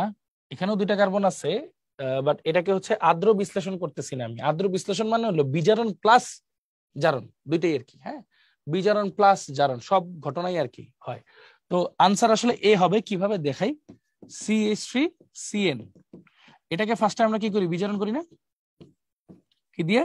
Lithium aluminium tetrahydrate. ভাই কিন্তু শুরুতেই দেখাইছিলাম কি হবে? CH3CH2 আর NH2। ভাইয়া কি বলছিলাম? NH2 কে দূর করতে হলে কি দিতে হয়? NaNO2 আর HCl এর মিশ্রণে কি তৈরি হয়? ওহ নো, মনে আছে? Oh no. তাহলে কি কি হইতো? এই H2O এর সাথে বিক্রিয়া করতো H2O প্লাস এই নাইট্রোজেন, এই নাইট্রোজেনের সাথে বিক্রিয়া করতো N2, গ্যাস আকারে উড়ে যাইতো, প্লাস এই OH-টা এখানে ঢুকে যাইতো। তাহলে কি তৈরি হইতো? দেখো CH3CH2OH। দেন কি হইতো ভাইয়া? দেন আমরা এটাকে জারণ করতাম পটাশিয়াম ডাইক্রোমেট আর H2SO4 এর উপস্থিতিতে। কি পাইতাম ভাইয়া? CH3CHO, অ্যালডিহাইড প্লাস পানি। দেন আবার জারণ করতাম, আবার জারণ করলে আমরা কি পাইতাম বলো? আবার জারণ করলে এই জিনিসটা কি হইতো? CH3COOH, অ্যাসিড হইতো। তো এই যে এত বড় একটা বিক্রিয়া লিখলাম না ভাইয়া, এই এত বড় বিক্রিয়াকে ওনারা সাম আপ করে এইভাবে লেখে আর কি, ডিরেক্টলি CH3CnH+H2 এইভাবে লেখে আর কি। এখানে জারণ বিজারণ সবকিছু হইতেছে। তো এটার ফলে কি হয়? CH3COOH প্লাস N2+H2 এরকম দেখায় আর কি, ঠিক আছে? এটাই। তাহলে অ্যান্সার হচ্ছে CH3CN। কনসেপ্টটা কি আমরা সবাই বুঝতে পারছি ভাইয়া? বলো। ওকে, তাহলে আশা করি কনসেপ্টটা আমরা সবাই বুঝতে পারছি। ওকে, তো এটা নিয়ে আশা করি আর কারো কোনো সমস্যা হওয়ার কথা না। যে অ্যাসিডিক, মানে আমরা যদি বলি আদ্র বিশ্লেষণ বলতে কি বোঝায়, অ্যাসিডিক আদ্র বিশ্লেষণ, তখন এটা আর কি ফুল। হ্যাঁ, আচ্ছা তারপর কি বলছে? সায়ানাইড থাকবে আর কি, সোজা কথা। নিচের কোন অ্যাসিডে COOH মূলক নাই? আচ্ছা ভালো কথা। ইথানিক অ্যাসিড কোনটা? CH3COOH। ওকে, ল্যাকটিক অ্যাসিড কোনটা মনে আছে? CH3CHOH COOH, এটা ল্যাকটিক অ্যাসিড। পামিটিক অ্যাসিড কি? পামিটিক অ্যাসিড হচ্ছে CH3CH214 COOH। এটা কিন্তু একটা সম্পৃক্ত অ্যাসিড। সম্পৃক্ত মানে কি বুঝছো তো? সবগুলো সিঙ্গেল বন্ড, মানে এইটুক পর্যন্ত আর কি। হ্যাঁ, এইটুক পর্যন্ত অ্যাসিড তো অ্যাসিডের মতো, এইটুক পর্যন্ত কিন্তু কোনো ডাবল বন্ড ট্রিপল বন্ড নাই, সবগুলো সিঙ্গেল বন্ড। পামিটিক অ্যাসিড, এটা নিয়ে অনেক কোশ্চেন আসে, এই জন্য এটা আগে থেকে একটু বলে রাখতেছি, ঠিক আছে? এইটা। তারপর last but not the least, picric acid. Picric acid কি মনে আছে? ফেনলকে নাইট্রেশন করলে যেটা পাওয়া যায়, ট্রাইনাইট্রোফেনল, ওটাকেই বলা হয় পিক্রিক অ্যাসিড। এটা একটা OH থাকার পর অ্যাসিড কেন? বিকজ এই অক্সিজেনটা এই বেঞ্জিন রিং এর সাথে রেজোনেন্সে পার্ট নেয় আর হাইড্রোজেনকে ইগনোর করে ফেলায় দেয়, যে হাইড্রোজেন ত্যাগ করতে পারে সেই অ্যাসিড। এটাকে এই জন্য কার্বলিক অ্যাসিড বলে। একদম শুরুর ক্লাসে বলছিলাম ভাইয়া, কার্বলিক অ্যাসিড বলে। এখানে COOH ছাড়াও এটা একটা অ্যাসিড। তাহলে অ্যান্সার হবে পিক্রিক অ্যাসিড, যেখানে COOH মূলক নাই। ওকে, আচ্ছা এবার কি বলছে দেখো, আনারসে কোন এস্টার বিদ্যমান? আনারসে বিদ্যমান হচ্ছে ইথাইল বিউটানয়েড। ইথাইল বিউটানয়েড, ঠিক আছে? ইথাইল বিউটানয়েড। তো চলো এটা একটু শিখি কেমনে করে বিউটানয়েড। H7COO, এই যে বিউটানয়েড, চারটা carbon, butanoate, ethyl C2H5, ethyl butanoate, 2 কার্বনকে ইথাইল, বাকি 4 কার্বনকে বিউটানয়েড, ইথাইল বিউটানয়েড। এটা হচ্ছে আনারসে কোনো এস্টার বিদ্যমান। নিচের কোন অঞ্চলে আইআর বর্ণালীর সাহায্যে, প্রতিবারই ইকুয়েশন গুলো একটা না একটা আসে, হয় কার্যকরী মূলক কোনটা, হয় অ্যালডিহাইডের জন্য কোনটা, হয় অ্যাসিডের জন্য কোনটা। তো আমরা এখন দেখবো যেটা COOH মূলক, এটা কিন্তু কার্বনিল মূলক না। COOH মূলকের জন্য আমার সিও মূলক তাহলে দুইটা আছে, কিন্তু একটা হলো সিও মূলক ফর কার্বনিল, ওইটা রেঞ্জ আলাদা, আরেকটা মূলক আছে সিও ফর COOH, এইটার কথা জানতে চাইছে। এটার জন্য রেঞ্জটাকে আমরা বলি 1700 থেকে 1730, ছোট্ট একটা রিজন, 1700 থেকে 1730 পার সেন্টিমিটার। এটা হচ্ছে তরঙ্গ সংখ্যা, nu bar 1/λ equal to 1/λ equal to RH into 1/n1 square minus 1/n2 square Z square. এইভাবে এটাকে লিখি। RH মানে কি? ঋৎবাক ধ্রুবক। এগুলো আমরা খুব ভালো মতোই জানি, সমস্যার কিছু নাই। সো এগুলো আমরা আশা করি পারি, আলহামদুলিল্লাহ। ওকে, এটা একটু মুখস্থ টাইপের অ্যান্সার, এটাও একটু মুখস্থ টাইপের অ্যান্সার। হ্যাঁ, তারপর কি বলছে ভাই, দেখো এস্টারের অম্লীয় আদ্র বিশ্লেষণে কি উৎপন্ন হয়? এস্টারের অম্লীয় আদ্র বিশ্লেষণ, ওই যে একটু আগে তো বললাম না আমরা, এস্টার আর COOR, আদ্র বিশ্লেষণ করো, HOH, পানি দাও, অক্সিজেন সহ পার্ট নেগেটিভ, বাকিটা পজিটিভ, নেগেটিভ, নেগেটিভ যাবে পজিটিভের কাছে, পজিটিভ যাবে নেগেটিভের কাছে, তাহলে কি হয়? RCOOH প্লাস ROH, তাহলে কি তৈরি হলো? অ্যাসিড, জৈব অ্যাসিড।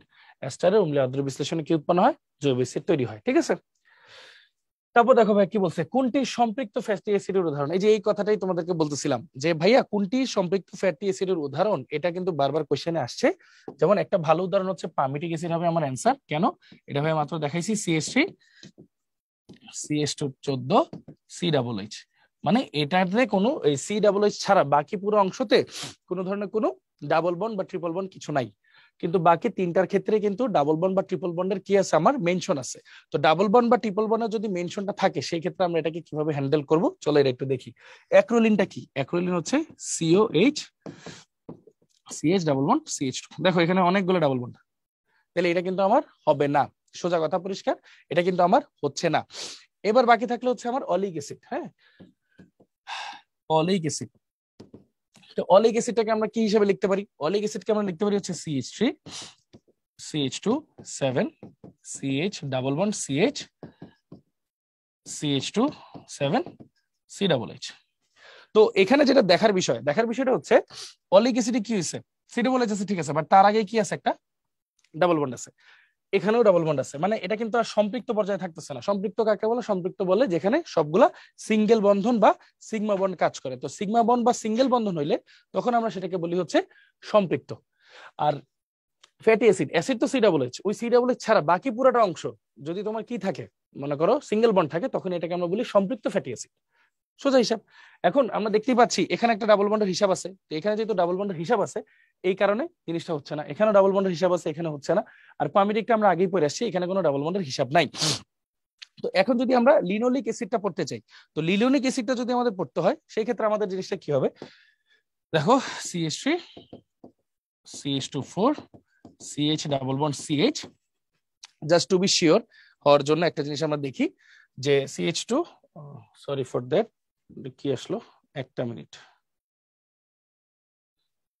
একটু চলে আসছে। তো এখন আমরা দেখি CH3 CH2 4 CH CH, তাহলে এটা হবে CH2 CH double bond CH, তারপর হবে তোমার CH2 7, তারপর হবে COOH। তো দেখো লিনোলিক অ্যাসিডের ক্ষেত্রে আবার কি হয়েছে, এখানে ডাবল বন্ড আছে কয়টা? দেখো দুইটা ডাবল বন্ড আছে, খেয়াল করছো? এখানে আবার দুইটা ডাবল বন্ড, এখানে একটা ডাবল বন্ড, মানে অসম্পৃক্ত। এটা অসম্পৃক্ত, এটা অসম্পৃক্ত, এটা অসম্পৃক্ত, এটা তো অ্যাসিড নাই। আর আলটিমেটলি পামিটিক অ্যাসিডটা কিন্তু সম্পৃক্ত। এখানে দেখো 14টা CH2 আছে, CH2 তো সম্পৃক্ত, CH3 ও সম্পৃক্ত। সো আলটিমেটলি এটাকে আমরা বলি সম্পৃক্ত ফ্যাটি অ্যাসিডের উদাহরণ। ওকে, তারপর যদি আগাই, দেখো কি বলছে, যৌগ X C6H12O, আচ্ছা, অম্লীয় সোডিয়াম ডাইক্রোমেট দ্বারা জারিত হয়ে Y যৌগ উৎপন্ন হয়। ঠিক আছে, আচ্ছা, তারপর কি বলছে, Y যৌগটি অল্প পরিমাণ ঘন H2SO4 এর উপস্থিতিতে ইথানলের সাথে বিক্রিয়া করে Z তৈরি করে। Z এর সংকেত কি? আচ্ছা, ভালো কথা, Z এর সংকেতটা কি? ইথানল আছে এখানে, C6H12O এটা আছে। এখন যৌগ এক্স হলো এটা, এটা হচ্ছে জারিত হবে, জারিত হয়ে ওয়াই তৈরি করবে, ওয়াইটা অল্প ঘন H2SO4 এর উপস্থিতিতে ইথানলের সাথে বিক্রিয়া করে জেড তৈরি করবে। এখন C6H12O এই জিনিসটা আবার কি কি হতে পারে? তাহলে চলো একটু মানে ইয়া নিয়ে চিন্তা করি, এটা কি হতে পারে। দেখো C6H12O এটাকে আমরা কোন ফেজে ফেলাইতে পারি? দেখো তো CnH2nO, তাহলে এটাকে আমরা কি বলতে পারি? অ্যালডিহাইড আর কিটোন, এরকম বলতে পারি, স্বাভাবিক। তাহলে অ্যালডিহাইড বা কিটোন যদি আমি ধরি, ধরো অ্যালডিহাইডকেই ধরি আমরা, হ্যাঁ, তাহলে এই জিনিসটাকে কিভাবে লিখবো? সোডিয়াম ডাইক্রোমেট দ্বারা জারিত হয়ে, সোডিয়াম ডাইক্রোমেট জারিত মানে জারণ করছে আর কি, ওয়াই যৌগ আবার অল্প পরিমাণ অ্যালকোহলের ইথানলের সাথে। আচ্ছা, অ্যালডিহাইড বা কিটোন জারিত হয়ে কি তৈরি করবে? অ্যাসিড তৈরি করবে, তাই না? তো নরমালি অ্যালডিহাইডের কথাটাই আমরা আনি, ধরো 6 কার্বনের কথা বলছে, ঠিক আছে? তাহলে 6 কার্বনের একটা অ্যালডিহাইড বা কিটোন আছে আমার কাছে, সেটা কি করবে? জারিত হয়ে 6 কার্বনের একটা অ্যাসিড তৈরি করবে, করলো। ওই 6 কার্বনের একটা অ্যাসিডের সাথে ইথানল যদি বিক্রিয়া করে, দেখো আমি নরমালি একটা কথা লিখি, আর ধরো এটা 5 কার্বনের, তারপর আছে COOH, এটার সাথে যদি একটা ইথানল বিক্রিয়া করে C2H5OH যদি বিক্রিয়া করে, সেই ক্ষেত্রে কি হবে ভাইয়া? এই OH-টা এই H এর সাথে বিক্রিয়া করবে, পানি তৈরি করবে, প্লাস আর যেটা যেখানে কার্বন আছে 5টা CO ও C2H5 এটা তৈরি করবে, এই জিনিসটা তৈরি করবে। তাহলে এখানে কি তৈরি হবে? একটা এস্টার তৈরি হবে। তো চলো এরকম একটু ফাইন্ড আউট করি কোথায় কি আছে। অক্সিজেনের পাশে C এর পাশে কি থাকবে? C2O5, C আছে এখানে, C2O5 আছে, আর এখানে কয়টা কার্বন আছে? তোমার 5টা কার্বন আছে। ওকে, ঠিক আছে, এটা মোটামুটি আমি ধরতেছি যে ঠিক হইতে পারে। আচ্ছা, এইটার পাশে একটু দেখো, এখানে CO আছে, এটা তো কিটোন, এটা হবে না। তারপর এখানে একটা অ্যালকিন আছে, এখানে অ্যালকিনের কোনো সন্দেহ নাই। এখন যে প্রসঙ্গটা থাকে যে এইটা আর ওইটার মধ্যে কোনটা হবে, হ্যাঁ, এখানে মোস্ট প্রবাবলি একটা জিনিস হচ্ছে কি, COO আছে, COOর সাথে কোন পাশের সাথে কি যুক্ত হয়েছে সেটা একটা বড় ফ্যাক্টর। জাস্ট খেয়াল করো, সি এর সাথে আমার থাকা উচিত কি? 5টা কার্বন, আর CO2 এর পরে থাকা উচিত কি আমার? 2টা কার্বন, তাই না? দেখো এমনি দেখো, সি এর সাথে থাকা উচিত আমার 5টা কার্বন, আর ও এর সাথে O2 পরে থাকা উচিত C2H5, তাহলে O2 পরে তো C2H5 থাকবে, তাহলে এটা তো হবে না। তাহলে দেখো C2H5 আছে, এই যে C2H5, আর এই পাশে আছে কি?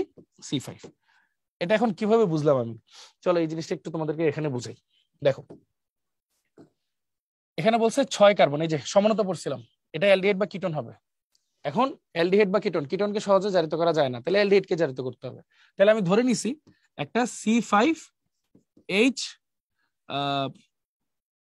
10 11 C5H11, হ্যাঁ H11, তারপর হইলো একটা কি আছে 5 কার্বন নিলাম আমি নরমালি, আর এখানে যেহেতু 6 কার্বন দেওয়া আছে, তাহলে 6 কার্বনের একটা অ্যালডিহাইড নিলাম, এই যে অ্যালডিহাইড নিলাম। এটাকে যদি জারণ করি ভাইয়া, তখন কি হবে? C5H11 COOH, এটা তৈরি হলো। এটাকে যদি আমি আবার অ্যালকোহল দিই C2H5OH দিই, তখন আমরা কি জানি ভাইয়া? এই OH-টা এই H এর সাথে বিক্রিয়া করে কি তৈরি করবে? পানি, প্লাস আর কি তৈরি করতেছে দেখো, C5H11 CO এই O C2H5, তাহলে এই 5টায় থাকলো হলো C5H11 CO2 C2H5, এরকম হবে যোগটা। তাহলে দেখো সি, এই যে 4 আছে তো, তাহলে C5H11, দেখো CH3, এই পাশে কত আছে দেখো C4H8, তাহলে কত? C5H11 আছে, CO2, তারপর আছে কত? C2H5। তাহলে আমাদের শর্তের সাথে মিলে কিন্তু এটা, এজন্য আমাদের অ্যান্সার হবে সি, এজন্য আমাদের অ্যান্সারটা কি হবে? সি। এরপর যদি যাই নিচের বিক্রিয়া স্কিমে এক্স ও ওয়াই কি? আচ্ছা আগে বিক্রিয়াটা দেখো, এখানে 1 2 3 3টা কার্বন, প্রোপাইল ব্রোমাইড আছে, এখানে একটা এক্স দিছি, তারপর কি হয়েছে? প্রোপাইল সায়ানাইড হয়ে গেছে, ভালো কথা। তাহলে ব্রোমাইডের বদলে সায়ানাইড কিভাবে হয়? স্বাভাবিক, ধরো আর ব্রোমাইড আছে, এটা থেকে আমি বানাইছি আর সায়ানাইড, তাহলে ব্রোমিন তো নেগেটিভ না, সায়ানাইডও নেগেটিভ, তাহলে এমন কিছু একটা দিতে হবে, তাহলে পটাশিয়াম সায়ানাইড দিয়ে দিই, তাহলে তো হইলো। তাহলে কি হবে? প্রতিস্থাপন বিক্রিয়া হবে না ওদের, তাহলে পটাশিয়াম ব্রোমাইড তৈরি হবে, পটাশিয়াম ব্রোমিনকে নিয়ে চলে যাবে, সায়ানাইডটা ঢুকে যাবে, শেষ, ঢুকলো। তারপর সায়ানাইড থেকে হচ্ছে COOH, মনে আছে ভাইয়া কি বলছিলাম? COOH মানে সায়ানাইড থেকে COOH যখন হবে, তখন কিন্তু তোমাকে ওই যে অ্যাসিটিক আদ্র বিশ্লেষণ করতে হবে, অ্যাসিটিক আদ্র বিশ্লেষণ। এখন আসো দেখি জিনিসটা আসলে কি হয়। তো চলো একটু সামনের দিকে আগালি বুঝবো। সেটা হচ্ছে এক্স হচ্ছে, দাঁড়াও, এক্স আমার কি হবে, এক্স হবে আমার কেসিএন। আচ্ছা, তাহলে এক্স হবে আমার কেসিএন, তাহলে এইটা আর এটা এই দুইটার মধ্যে একটা হবে অ্যান্সার। হ্যাঁ, আচ্ছা ভালো কথা। এরপর কি বলছে, ওয়াই কি হবে, এইচসিএল নাকি সোডিয়াম হাইড্রোক্সাইড, এটা হচ্ছে একটা কথা। এইচসিএল তো হবে অ্যাসিডিক আদ্র বিশ্লেষণ, তাই না? এই দেখো অ্যাকুয়াস মানে পানি, আর H plus HCl H plus লেখা যায়, তাহলে অ্যাসিডিক আদ্র বিশ্লেষণ হবে। তাহলে আমার অ্যান্সার হবে সি, যেটা ভাইয়া তোমাকে আগেই বুঝাইছি। কোথায় বুঝাইছি? এই যে, এক মিনিট দেখাই আমি, তাহলে আরো ক্লিয়ার হবো আমরা।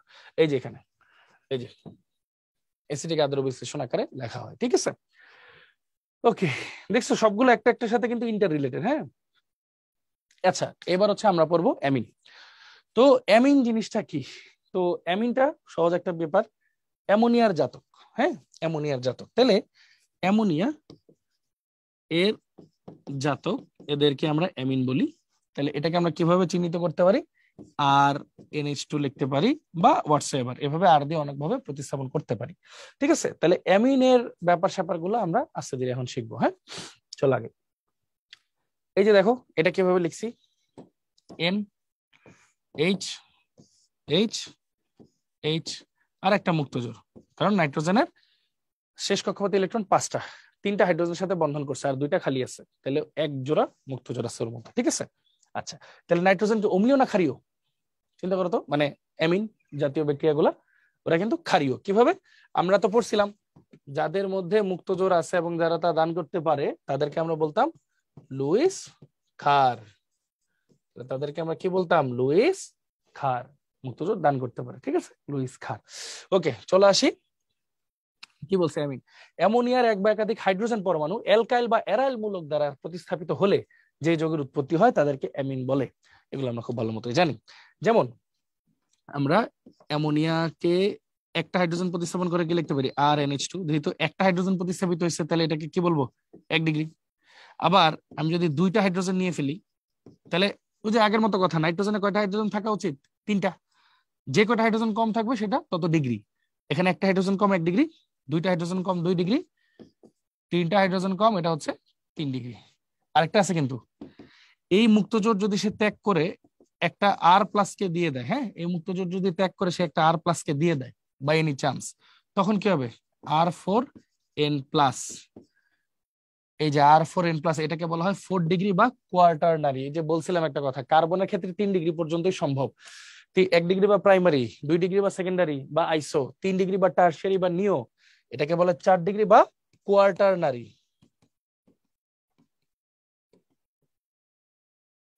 কোয়ার্টারনারি, ঠিক আছে? Quaternary Q. তো এটাও কিন্তু আমাদের নাইট্রোজেনের ক্ষেত্রেই পসিবল, হ্যাঁ, অ্যামিনের ক্ষেত্রেই পসিবল। তো এটাই হচ্ছে এখানে দেখানো হয়েছে। দেখো এটা 1 ডিগ্রি অ্যামিন বা প্রাইমারি অ্যামিন, একটা আর মানে একটা হাইড্রোজেন আর দ্বারা প্রতিস্থাপিত হয়েছে।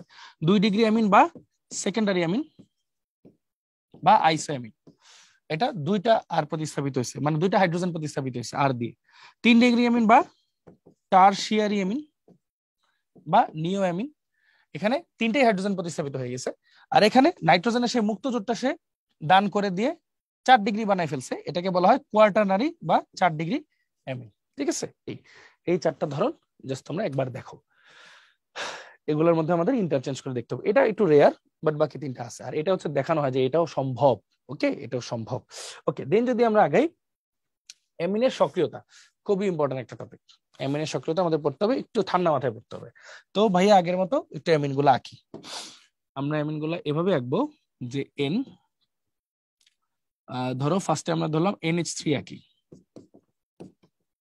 NH3 একটা মুক্তজোড়, তারপর N একটা R, 2টা H, N 2টা R, একটা H 2 ডিগ্রি, তারপর N 3টা R, আর হইতে পারে N H2 আর একটা বেঞ্জিন। এই ব্যাপারটা এভাবে করে আমরা একটু আঁকি, দেখি কি হয় ব্যাপারগুলো। হ্যাঁ, ঠান্ডা মাথায় দেখি। প্রথম কথা, নাইট্রোজেন এর ইলেকট্রোনেগেটিভিটি হাইড্রোজেনের চেয়ে অবশ্যই বেশি।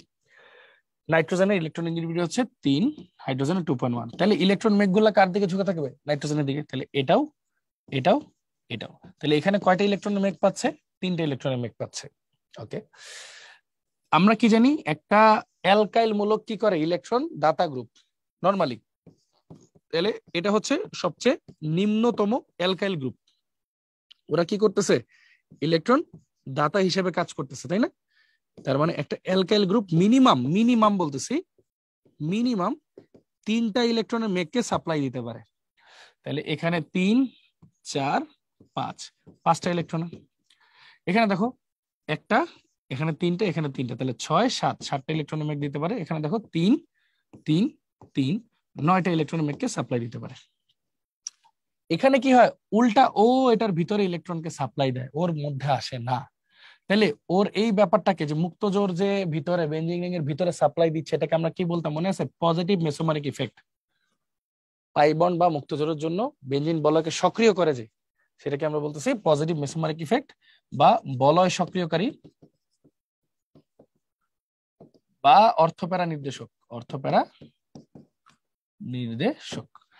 আচ্ছা, এখন আমাদের শিখতে হবে এগুলোর মধ্যে কার মানে কোন নাইট্রোজেনের পাওয়ার বেশি। যত বেশি নাইট্রোজেনের পাওয়ার তত বেশি ক্ষারকত্ব, সোজা কথা, পরিষ্কার। এখানে একটা ভেজাল আছে। ভেজালটা হচ্ছে টেকনিক্যালি সবচেয়ে বেশি পাওয়ার আসা উচিত কার, ওর, টেকনিক্যালি। আচ্ছা, এটা তো কোনো ডিগ্রি নেই, এটা 1 ডিগ্রি, এটা 2 ডিগ্রি, এটা 3 ডিগ্রি। তো টেকনিক্যালি সবচেয়ে বেশি পাওয়ার উচিত 3 ডিগ্রির, দেন 2 ডিগ্রির, দেন 1 ডিগ্রি। কেন? কারণ নাইট্রোজেনের তড়িৎ ঋণাত্মকতা হচ্ছে বেশি, তাহলে ও স্বভাবতই একটু ইলেকট্রন আকর্ষী হয়। তাহলে ওর মধ্যে যত বেশি ইলেকট্রন আসবে ও তত বেশি শক্তিশালী এবং খুশি হবে, তাহলে ওর পাওয়ার হবে সবচেয়ে বেশি। তাহলে সেই অনুযায়ী এখানে 9টা ইলেকট্রন আসছে, এখানে 7টা, এখানে 5টা, এখানে 3টা, তো সবচেয়ে বেশি 3-এ আসছে, দেন 2-এ, দেন 1-এ, দেন হইলো অ্যামোনিয়াতে আসছে। আর এখানে তো নাইট্রোজেনের কাছে আসে নাই, বড় নাইট্রোজেন থেকে গেছে, তাহলে ওর হলো সবচেয়ে কম কি হবে, সবচেয়ে কম ক্ষারকত্ব। আচ্ছা, একটা ছোট্ট বিষয় হয়ে গেছে, ভেজাল হয়ে গেছে। ভেজালটা কি, এই যে এ আর এরাইল, ওই বেনজিনকে ফিনাইলকে এরাইল আকারে লেখা যায়, এরাইল পিএইচ ফিনাইল এরকম লেখা যায়। এখানে একটা ভেজাল হচ্ছে, আবার আমরা একটা কথা বলছিলাম মনে আছে, যত বেশি আর, মানে আমরা কি বলছিলাম, হাইড্রোজেন যত বেশি সক্রিয়তা তত বেশি, এটা একবার পড়ছিলাম। এটার চেয়ে বড় কথা হলো, যত বেশি আর অ্যালকাইল মূলক ভারী মূলক যত বেশি থাকবে, স্টেরিক বাধা বা স্থানিক বাধা সবচেয়ে বেশি হবে। যত বেশি আর থাকবে, স্টেরিক বাধা বা স্থানিক বাধাও কি হবে, তত বেশি হবে। স্থানিক বাধা যত বেশি হবে, সক্রিয়তাও কি হবে ভাইয়া, সক্রিয়তাও তত কমে যাবে, সক্রিয়তা কমে যাবে। সেই হিসাবে শুধু একজন ইফেক্টেড হয়, এই 3 ডিগ্রি ভাই। এই 3 ডিগ্রি ভাই ঘুরে এখানে চলে আসে, মানে 3 2 1-এর জায়গায় 3টা খালি 1-এর পরে চলে আসে আর কি, মানে স্টেরিক বাধার জন্য। বাকিদের মধ্যে তো হাইড্রোজেন আছেই, এই জন্য স্টেরিক বাধা তত একটা কাজ করে না। তাহলে ও যদি সরে যায় স্টেরিক বাধার জন্য, তারপর পাওয়ারে কে চলে আসবে, 2 ডিগ্রি। তাহলে অ্যাকচুয়াল, তাহলে এটা কিন্তু ভুল, এটা ভুল। তাহলে অ্যাকচুয়াল সক্রিয়তা বা ক্ষারকত্ব, ক্ষারকত্বের ক্রম কি, তাহলে এটা এখন পড়ি। ফার্স্টে হবে 2 ডিগ্রি, দেন 1 ডিগ্রি, দেন 3 ডিগ্রি, দেন হলো নরমাল অ্যামোনিয়া, দেন ওই যে ফিনাইল অ্যামিন বা অ্যারোমেটিক অ্যামিন। আমি দুইভাবে লিখতেছি যাতে সুবিধা হয়। হ্যাঁ, এই যে বেনজিন কে একটা হাইড্রোজেন ছাড়া এভাবে অ্যারাইলও লেখা যায়, ফিনাইলও লেখা যায়, ঠিক আছে, এভাবে লেখা যায়। তো এইভাবে আমরা লিখলাম। সিম্পল, বুঝছি। তাইলে আমরা এটা কি পড়লাম আরেকবার ছোট্ট করে রিভিউ দিই। সেটা হচ্ছে নাইট্রোজেনের তড়িৎ ঋণাত্মকতা এমনিতেই বেশি, তার মানে ও ইলেকট্রন আকর্ষণ করবে নিজের থেকে। তাহলে ওর কাছে যত বেশি ইলেকট্রন থাকবে তত খুশি থাকবে, ওর তাহলে সক্রিয়তা তত বাড়বে, মানে ক্ষারকত্ব বাড়বে, যেহেতু নাইট্রোজেন মুক্ত ত্যাগ করতে পারলে ওর ক্ষারকত্ব বেশি। তো এখানে আমরা দেখতে পাচ্ছি একটা অ্যালকাইল মূলক ইলেকট্রন দাতা গ্রুপ এবং মিনিমাম সে 3টে ইলেকট্রন পাস করে। তো এভাবে হিসাব করলে 3 ডিগ্রিতে 9টা ইলেকট্রন পাস করে। বাট ওই যে আবার কনফ্লিক্ট চলে আসলো, আর যত বেশি স্টেরিক বাধা তত বেশি। আর এখানে তো কোনো হাইড্রোজেনও নাই যে স্টেরিক বাধাকে বলবো যে থাক কম আছে সমস্যা নেই, বাট এখানে কোনো হাইড্রোজেনই নেই, সব আর, তার মানে কি বাধা সবচেয়ে বেশি। এই কারণে হয় কি, এটার সক্রিয়তা আসলে কমে যায়, এটা সক্রিয়তা চলে যায় ডিগ্রি গুলার পরে। এই জন্য পরের পাওয়ারে কে চলে আসে, 2 ডিগ্রি, দেন 1 ডিগ্রি, দেন 3 ডিগ্রি, 2 1 3, 213, এমনি মনে রাখবা 213, দেন অ্যামোনিয়া, ঠিক আছে, দেন হচ্ছে যে অ্যামোনিয়াটা, আর দেন লাস্ট হইলো অ্যারাইলামিন বা ফিনাইলামিন বা অ্যানিলিন বলে এটাকে। কেন জানো? কারণ ওর মধ্যে তো ইলেকট্রন ঢুকতেছে না, বরং ও ভিতরে ইলেকট্রন সাপ্লাই দিতেছে। তাহলে নাইট্রোজেনের নিজের ইলেকট্রন ঘনত্ব কমে গেল না, এইটাই, তাহলে ওর পাওয়ার আরো কমে গেল।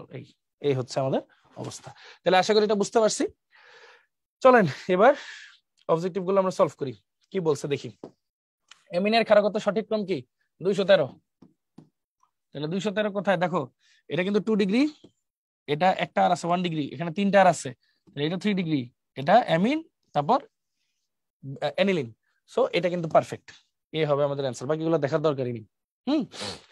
তারপর দেখো বাই দ্য ওয়ে এটা জিএসটি তে 21 22 আসছিল, হ্যাঁ, এরপরটা দেখো সাস্টে আসছিল। কোনটি সঠিক আপেক্ষিক ক্ষারকত্বের ক্রম? ওই তো 213। তাহলে দেখো এই যে দুইটা অ্যামিন আছে, তাহলে 200, এটা একটা আছে 1 ডিগ্রি, এটা নাই 0, এটা অ্যানিলিন, ঠিক আছে। কিন্তু 2 1 3 ডিগ্রি নাই নাই অ্যামিন তারপর অ্যানিলিন, ঠিক আছে, এই সিরিয়ালটা ঠিক আছে। বাকিগুলোর মধ্যে কি কিছু আছে না, এই যে ভেজাল আছে, এটা উল্টা আছে, আর বাকি কোনোটাই ঠিক নেই। So answer C. নিম্নত যৌগগুলোর মধ্যে কোনটি সবচেয়ে বেশি ক্ষারীয়? কোনটি সবচেয়ে বেশি ক্ষারীয়? সবচেয়ে বেশি ক্ষারীয় কোনটা? 2 ডিগ্রি। আসো দেখি, এখানে একটা আর আছে, তাহলে 1 ডিগ্রি, এখানে তিনটা আর আছে, এটা 3 ডিগ্রি, এখানে একটা হাইড্রোজেন আছে, মানে দুইটা হাইড্রোজেন প্রতিস্থাপিত হয়েছে, তাহলে এটা 2 ডিগ্রি। এইখানেও এইখানেও দেখো দুইটা হাইড্রোজেন আছে, সরি একটা হাইড্রোজেন আছে, দুইটা হাইড্রোজেন প্রতিস্থাপিত হয়ে গেছে, তাহলে এটাও কিন্তু 2 ডিগ্রি। এখন প্রসঙ্গ বলতেছে যে কোনটা হচ্ছে তোমার কি হবে, সবচেয়ে বেশি ক্ষারকীয় হবে। তাহলে একটু খেয়াল করে দেখো, চলো ভালো একটা প্রশ্ন আসছে, দেখো NH, এটা হলো C2H5, এটা হলো C2H5, আর এটা হলো NH, এটা হলো CH3, এটা হলো C2H5। তো খেয়াল করো এখান থেকে টোটাল কয়টা ইলেকট্রনের মেঘ যেতেছে, খেয়াল করো, পাঁচটা হাইড্রোজেনের মেঘ, আর এখানে তিনটা হাইড্রোজেনের মেঘ, টোটাল 8টা ইলেকট্রনের মেঘ পাচ্ছে। আর এখানে পাচ্ছে কটা দেখো, 5 5 10টা ইলেকট্রনের মেঘ পাচ্ছে, তো অবশ্যই পাওয়ার বেশি কার? ওর। তাহলে অ্যান্সার হবে বি, অ্যান্সার হবে বি। মানে নাইট্রোজেনের কাছে যত ইলেকট্রনের মেঘ বেশি থাকবে তত তার পাওয়ারটা হবে বেশি। আবার স্ট্যাটিক বাধারও সমস্যা ছিল, বাট এখানে তো হাইড্রোজেন আছে, সো সমস্যা নেই। সো 2 ডিগ্রি যেহেতু দুইটাই, অ্যান্সার হবে প্রথমটা, মানে বি হবে অ্যান্সার। ওকে, গেল। কোন যৌগটি বেশি ক্ষারধর্মী? বেশি ক্ষারধর্মী কে দেখো, ammonia, secondary amine, primary amine, aniline. আচ্ছা, তাহলে অবশ্যই সেকেন্ডারি অ্যামিন, 2 ডিগ্রি 213, তাহলে সেকেন্ডারি অ্যামিন হচ্ছে সবচেয়ে বেশি ক্ষারধর্মী। ওকে, দেন যদি আসি অ্যামিন প্রস্তুতি, দেখো নাইট্রাইল বিজারণ দ্বারা অ্যামিন প্রস্তুতি মাত্রই আমরা শিখছি, হ্যাঁ। একটা হচ্ছে R, C triple bond N, এটাকে যদি আমরা বিজারণ করি ওই যে লিথিয়াম অ্যালুমিনিয়াম টেট্রাহাইড্রেটের উপস্থিতিতে, এটা কিন্তু আমরা পড়ছি, এই বন্ধনগুলো ভেঙে যাবে, RCN, দুইটা হাত খালি হয়ে যাবে, হাইড্রোজেন গুলো ঢুকবে 4টা। তাহলে এখানে যেটা তৈরি হলো দেখো তো, দুইটা হাইড্রোজেন আছে, একটা নেই, তাহলে এটা 1 ডিগ্রি বা প্রাইমারি অ্যামিন। এটাকে বলা কি সায়ানাইড বা নাইট্রাল? সায়ানাইড বা নাইট্রাল বলে এটাকে, নাইট্রাল। আরেকটা আছে কিন্তু আইসোসায়ানাইড, RNC, এভাবে থাকে, এটাকে বলা হয় আইসোসায়ানাইড বা আইসোনাইট্রাইল। এটার সাথেও যদি আমি বিক্রিয়া করাইতে চাই, ঠিক আছে, বিক্রিয়া করাইতে চাই, লিথিয়াম অ্যালুমিনিয়াম টেট্রাহাইড্রেট দিই, তখন কি হবে দেখো, RNC, তাহলে এখানে একটা H থাকবে, এখানে একটা H থাকবে, ঠিক আছে। জাস্ট একটা করে হাত ভাঙবে যেহেতু, হ্যাঁ, এখানে বিশেষ বিক্রিয়া হয় আর কি, তো এটা আর কি প্লাস আকারে চলে যায়, আর এখানে আরেকটা বন্ড হয়, এটা মাইনাস আকারে চলে আসে, হ্যাঁ, রেজোনেন্স চলতে থাকে অটোমেটিক, তখন হচ্ছে ওরাও আসলে 4টা হাইড্রোজেন নিয়ে কাজ করবে আর কি টোটাল, হ্যাঁ। তো এখানে ব্যাপারটা কি হচ্ছে, এখানেও আলটিমেটলি কি তৈরি হয় দেখো তো ভাইয়া, দুইটা হাইড্রোজেন আছে, একটা আর দ্বারা প্রতিস্থাপিত হয়েছে, তাই না? দুইটা হাইড্রোজেন থাকার কথা, কয়টা হাইড্রোজেন? 3টা, তাহলে একটা যেহেতু প্রতিস্থাপিত হয়েছে, তাহলে এটাকে আমরা বলবো হচ্ছে 1 ডিগ্রি অ্যামিন বা প্রাইমারি অ্যামিন, প্রাইমারি অ্যামিন। ওকে, আচ্ছা, তো এখানে আবার একটা ছোট্ট ব্যাপার আছে, যে 1 ডিগ্রি অ্যামিন বা প্রাইমারি অ্যামিন যখন আমরা এই জিনিসটা জানতে যাব, তখন আসলে এখানে প্লাস মাইনাসের একটা ইস্যু আছে। দেখো এটা কিন্তু 4টা হাত হয়ে গেছে, হ্যাঁ, এখানে একটা প্লাস মাইনাসের একটা ইস্যু আছে। তো এই প্লাস মাইনাসের ইস্যু যদি কন্ট্রোভার্সি এড়াইতে চাও, তখন একটা ছোট্ট বুদ্ধি হচ্ছে, জাস্ট এটাকে কেটে আমি তোমাদেরকে আরেকটা স্পেসিফাই রুলস দেখাই দিই, দাঁড়াও, আইসোসায়ানাইডেটি, হ্যাঁ, যদি এটা বুঝতে সুবিধা হয় তাহলে ঠিক আছে, সুবিধা করে বুঝাই দিই আরো ভালো হবে। দেখো RNC এরকম আছে, এটাকে ভাইয়া কি বলছিলাম, আইসো সায়ানাইড বা নাইট্রাইল বা আইসো নাইট্রাইল। সিম্পলি চিন্তা করো, তুমি যদি এখানে বিজারণ করো লিথিয়াম অ্যালুমিনিয়াম টেট্রাহাইড্রেট দিয়ে, জাস্ট কি করবা, এখানে যে কয়টা হাত আছে ওই কয়টাই ফিল আপ করবা, RNHC, একটা করে H, ঠিক আছে, জাস্ট ওর 2টা হাতই খালি, বাট তখন আর কি কার্বনটার 4টা হাতই সে ফিল আপ করতে পারবে, এই আর কিছু না, মানে ওই প্লাস মাইনাসের ঝামেলা আনারই দরকার নেই। এই ক্ষেত্রে আবার তুমি যদি প্লাস মাইনাস না আনো, সেই ক্ষেত্রে আবার এটা ডিগ্রি কিন্তু চেঞ্জ হবে। ওই যে আমরা তো জানি প্লাস মাইনাসের কারণেই তো নাইট্রোজেন ডিগ্রি আরো বাড়ে, তাই না, কোয়াটারনারিতে চলে যায়। কিন্তু তুমি যদি প্লাস মাইনাসের ভেজাল না আনতে চাও, সমস্যা নেই, এখানে নাইট্রোজেনের মাত্র একটা হাইড্রোজেন আছে, দুইটাই প্রতিস্থাপিত হয়ে গেছে, সো এটাকে আমরা বলবো 2 ডিগ্রি বা সেকেন্ডারি বা আইসো অ্যামিন। তাহলে আমরা কি বুঝলাম, আইসো থেকে আইসো পাওয়া যায় প্লাস মাইনাস ছাড়া, আর কি কোনো ভেজাল নাই। যাও আগেরটা বলে যাও, ঠান্ডা মাথায় চিন্তা করো, প্লাস মাইনাস দরকারই নেই হিসাব করা, সো আইসো থেকে আইসো পাওয়া যায়, শেষ। ওকে, আচ্ছা এবার সামনে আগাই। নাইট্রোজেন অ্যালকেনের বিজারণ দ্বারা, নাইট্রোজেন অ্যালকেন আবার জিনিসটা কি, বা নাইট্রো অ্যালকেন জিনিসটা কি? এটা খুবই সিম্পল একটা জিনিস, দেখো আর NO2, এই যে নাইট্রো অ্যালকেন, এটাকে যদি আমি বিজারণ করি, এটাকে যদি আমি বিজারণ করি, এখন কি দিয়ে বিজারণ করব? এখানে সাধারণত আমরা টিন আর HCl ব্যবহার করি আর কি। টিন আর HCl কিভাবে কাজ করে দেখো, টিন প্লাস HCl বিক্রিয়া করে টিন ক্লোরাইড প্লাস H তৈরি করে। তাহলে এখানে কয়টা H তৈরি হলো দেখো, 2 দিয়ে যদি আমরা গুণ করি তাহলে 2টা H তৈরি হলো। হ্যাঁ, সিম্পল।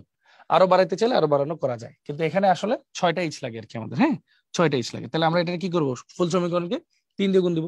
তাহলে 3, এটা হয়ে যাবে 6, এটা হয়ে যাবে 6, এটা হয়ে যাবে 3। এই 6টা কেন লাগে এখন দেখাই।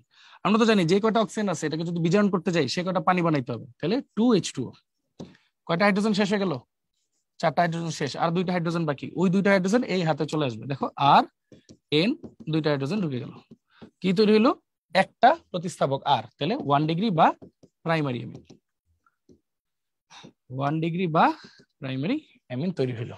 আরেকবার বলি, নাইট্রো অ্যালকেন এটাকে যদি বিজারণ করি, 6টা হাইড্রোজেন লাগে, কিভাবে বুঝলাম, 2টা অক্সিজেনকে সরাইতে গেলে তো 2টা পানি বানাইতে হবে, তাহলে 4টা হাইড্রোজেন তো চলে যাবে, আর নাইট্রোজেনের যে আরো 2টা হাত খালি আছে ওই 2টা হাতে আরো 2টা হাইড্রোজেন ঢুকবে, 2টা হাতে 2টা হাইড্রোজেন ঢুকবে, তাহলে কয়টা লাগবে, 4টা 2টা 6টা হাইড্রোজেন লাগবে, শেষ। এরপর এই যে নাইট্রোজেন, এই নাইট্রোজেনে 2টা হাইড্রোজেন আছে, একটা নাই, প্রতিস্থাপন হয়ে গেছে, তাহলে এটা কি বলবো, 1 ডিগ্রি বা প্রাইমারি অ্যামিন। ওকে, 1 ডিগ্রি বা প্রাইমারি অ্যামিন। আচ্ছা এবার আসি অ্যামাইড হতে বিজারণ দ্বারা। অ্যামাইডের বিজারণ দিয়েও কিন্তু আমরা আসলে কি বানাইতে পারবো, নাইট্রো অ্যালকেন বানাইতে পারবো, বাট এই বিক্রিয়াটা তোমাদের পরিচিত, দেখাই, আর CO NH2। অ্যামাইডের বিজারণ দ্বারা যদি বানাইতে যাই তখন আমাদের একটা বিশেষ জিনিস দরকার পড়ে, সেটাকে আমরা বলি জিঙ্ক অ্যামালগাম আর HCl। মনে পড়ে এটা কোনটা, ক্লিমেনসেন বিজারণ, তাই না ভাইয়া, ক্লিমেনসেন বিজারণ বলে এটাকে, কি বলে, ক্লিমেনসেন বিজারণ। এখানে কয়টা লাগবে দেখো, এক অণু পানি বের করতে হবে H2O, আর ওই বাকি 2 হাতে 2টা হাইড্রোজেন ঢুকতে হবে, তাই না, আর CNH2, 2টা হাইড্রোজেন। আমরা সবাই খুব ভালো মতোই জানি যে এইসব বিক্রিয়া কি হয়, কার্বনিল মূলকের বদলে মিথিলিন মূলক ঢুকে অ্যালকেন তৈরি হয়, তাই না, তীব্র বিজারণ। তাহলে হাইড্রোজেন কয়টা লাগলো দেখো, 2টা আর 2টা 4টা, তাহলে 4টা। বিক্রিয়াটা কিভাবে হয়, জিঙ্ক অ্যামালগাম HCl এর সাথে বিক্রিয়া করে জিঙ্ক ক্লোরাইড, তারপর হাইড্রোজেন আর মার্কিউরি তৈরি করে। তাহলে আমার যদি 4টা হাইড্রোজেন লাগে, তাহলে এখানে আমি 4 দিয়ে গুণ দিব, তাহলে এখানে আমার কত দিয়ে গুণ দেওয়া লাগবে, 2 দিয়ে, এখানেও 2 দিয়ে, তাহলে 4টা হাইড্রোজেন পাবো, আর এখানে 2 লাগবে, শেষ। পুরো বিক্রিয়া সহ তোমাদেরকে দেখাই দিছে কিভাবে এটা করতে পারে। এটা হচ্ছে অ্যাসিড অ্যামাইড। অ্যামাইড থেকে আমি জাস্ট কি করলাম, এটাকে বিজারণ করলে দেখো এখন আমার অ্যামিন আছে, একটা হাইড্রোজেন কম আছে, তাহলে এটা আবার কি প্রাইমারি অ্যামিন না, 1 ডিগ্রি বা প্রাইমারি অ্যামিন। দেখছো সব ভাবে অ্যামিন প্রস্তুত করা যায়, সব ভাবে।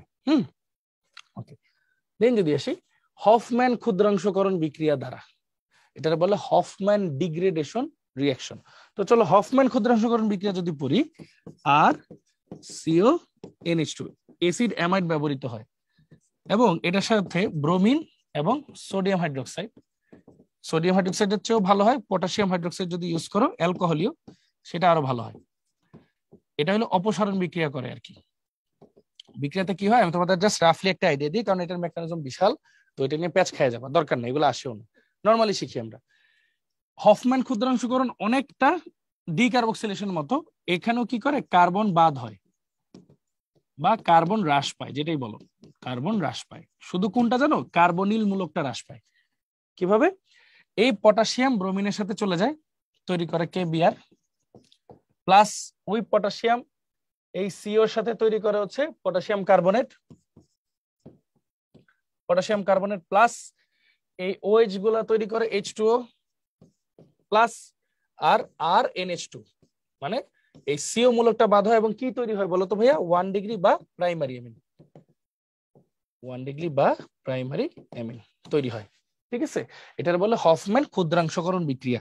তো সহজভাবে তোমাদেরকে একটা কথা বলি, যখনই তোমার বিক্রিয়া দেখবা অ্যাসিড অ্যামাইড আছে, ব্রোমিন আছে, কেওএইচ বা সোডিয়াম হাইড্রোক্সাইড যেটাই হোক, অ্যালকোহলিও আছে, তারা বিক্রিয়া করে একটা অপসারণ বিক্রিয়া দিবে এবং এই কার্বনিল মূলকটা বাদ হয়ে যাবে, মানে কার্বন সংখ্যা হ্রাস পাবে এবং একটা অ্যামিন তৈরি হবে এবং অবশ্যই এটা 1 ডিগ্রি অ্যামিন, দেখতেই পাচ্ছ একটা হাইড্রোজেন প্রতিস্থাপিত হয়েছে মাত্র, তাহলে এটাকে প্রাইমারি অ্যামিন বলবো আমরা। ওকে, আচ্ছা দেন আসি, কোন যৌগকে সোডিয়াম হাইড্রোক্সাইড সহযোগে উত্তপ্ত করার পর তাতে HCl যোগ করলে সাদা ধোঁয়া উৎপন্ন হয়? HCl এর সাথে সাদা ধোঁয়া উৎপন্ন করে কে? অ্যামোনিয়া।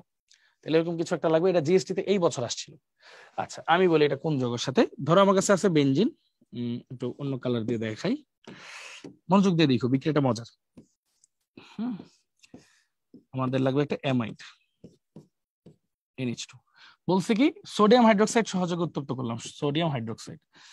আচ্ছা আমরা তো খুব ভালো মতোই জানি যে এখানে নরমালি কি হয় জানো, এই এইচটা এই NH2 এর সাথে বিক্রিয়া করে অ্যামোনিয়া তৈরি করে আলাদা হয়ে যাবে অলওয়েজ, হইলো?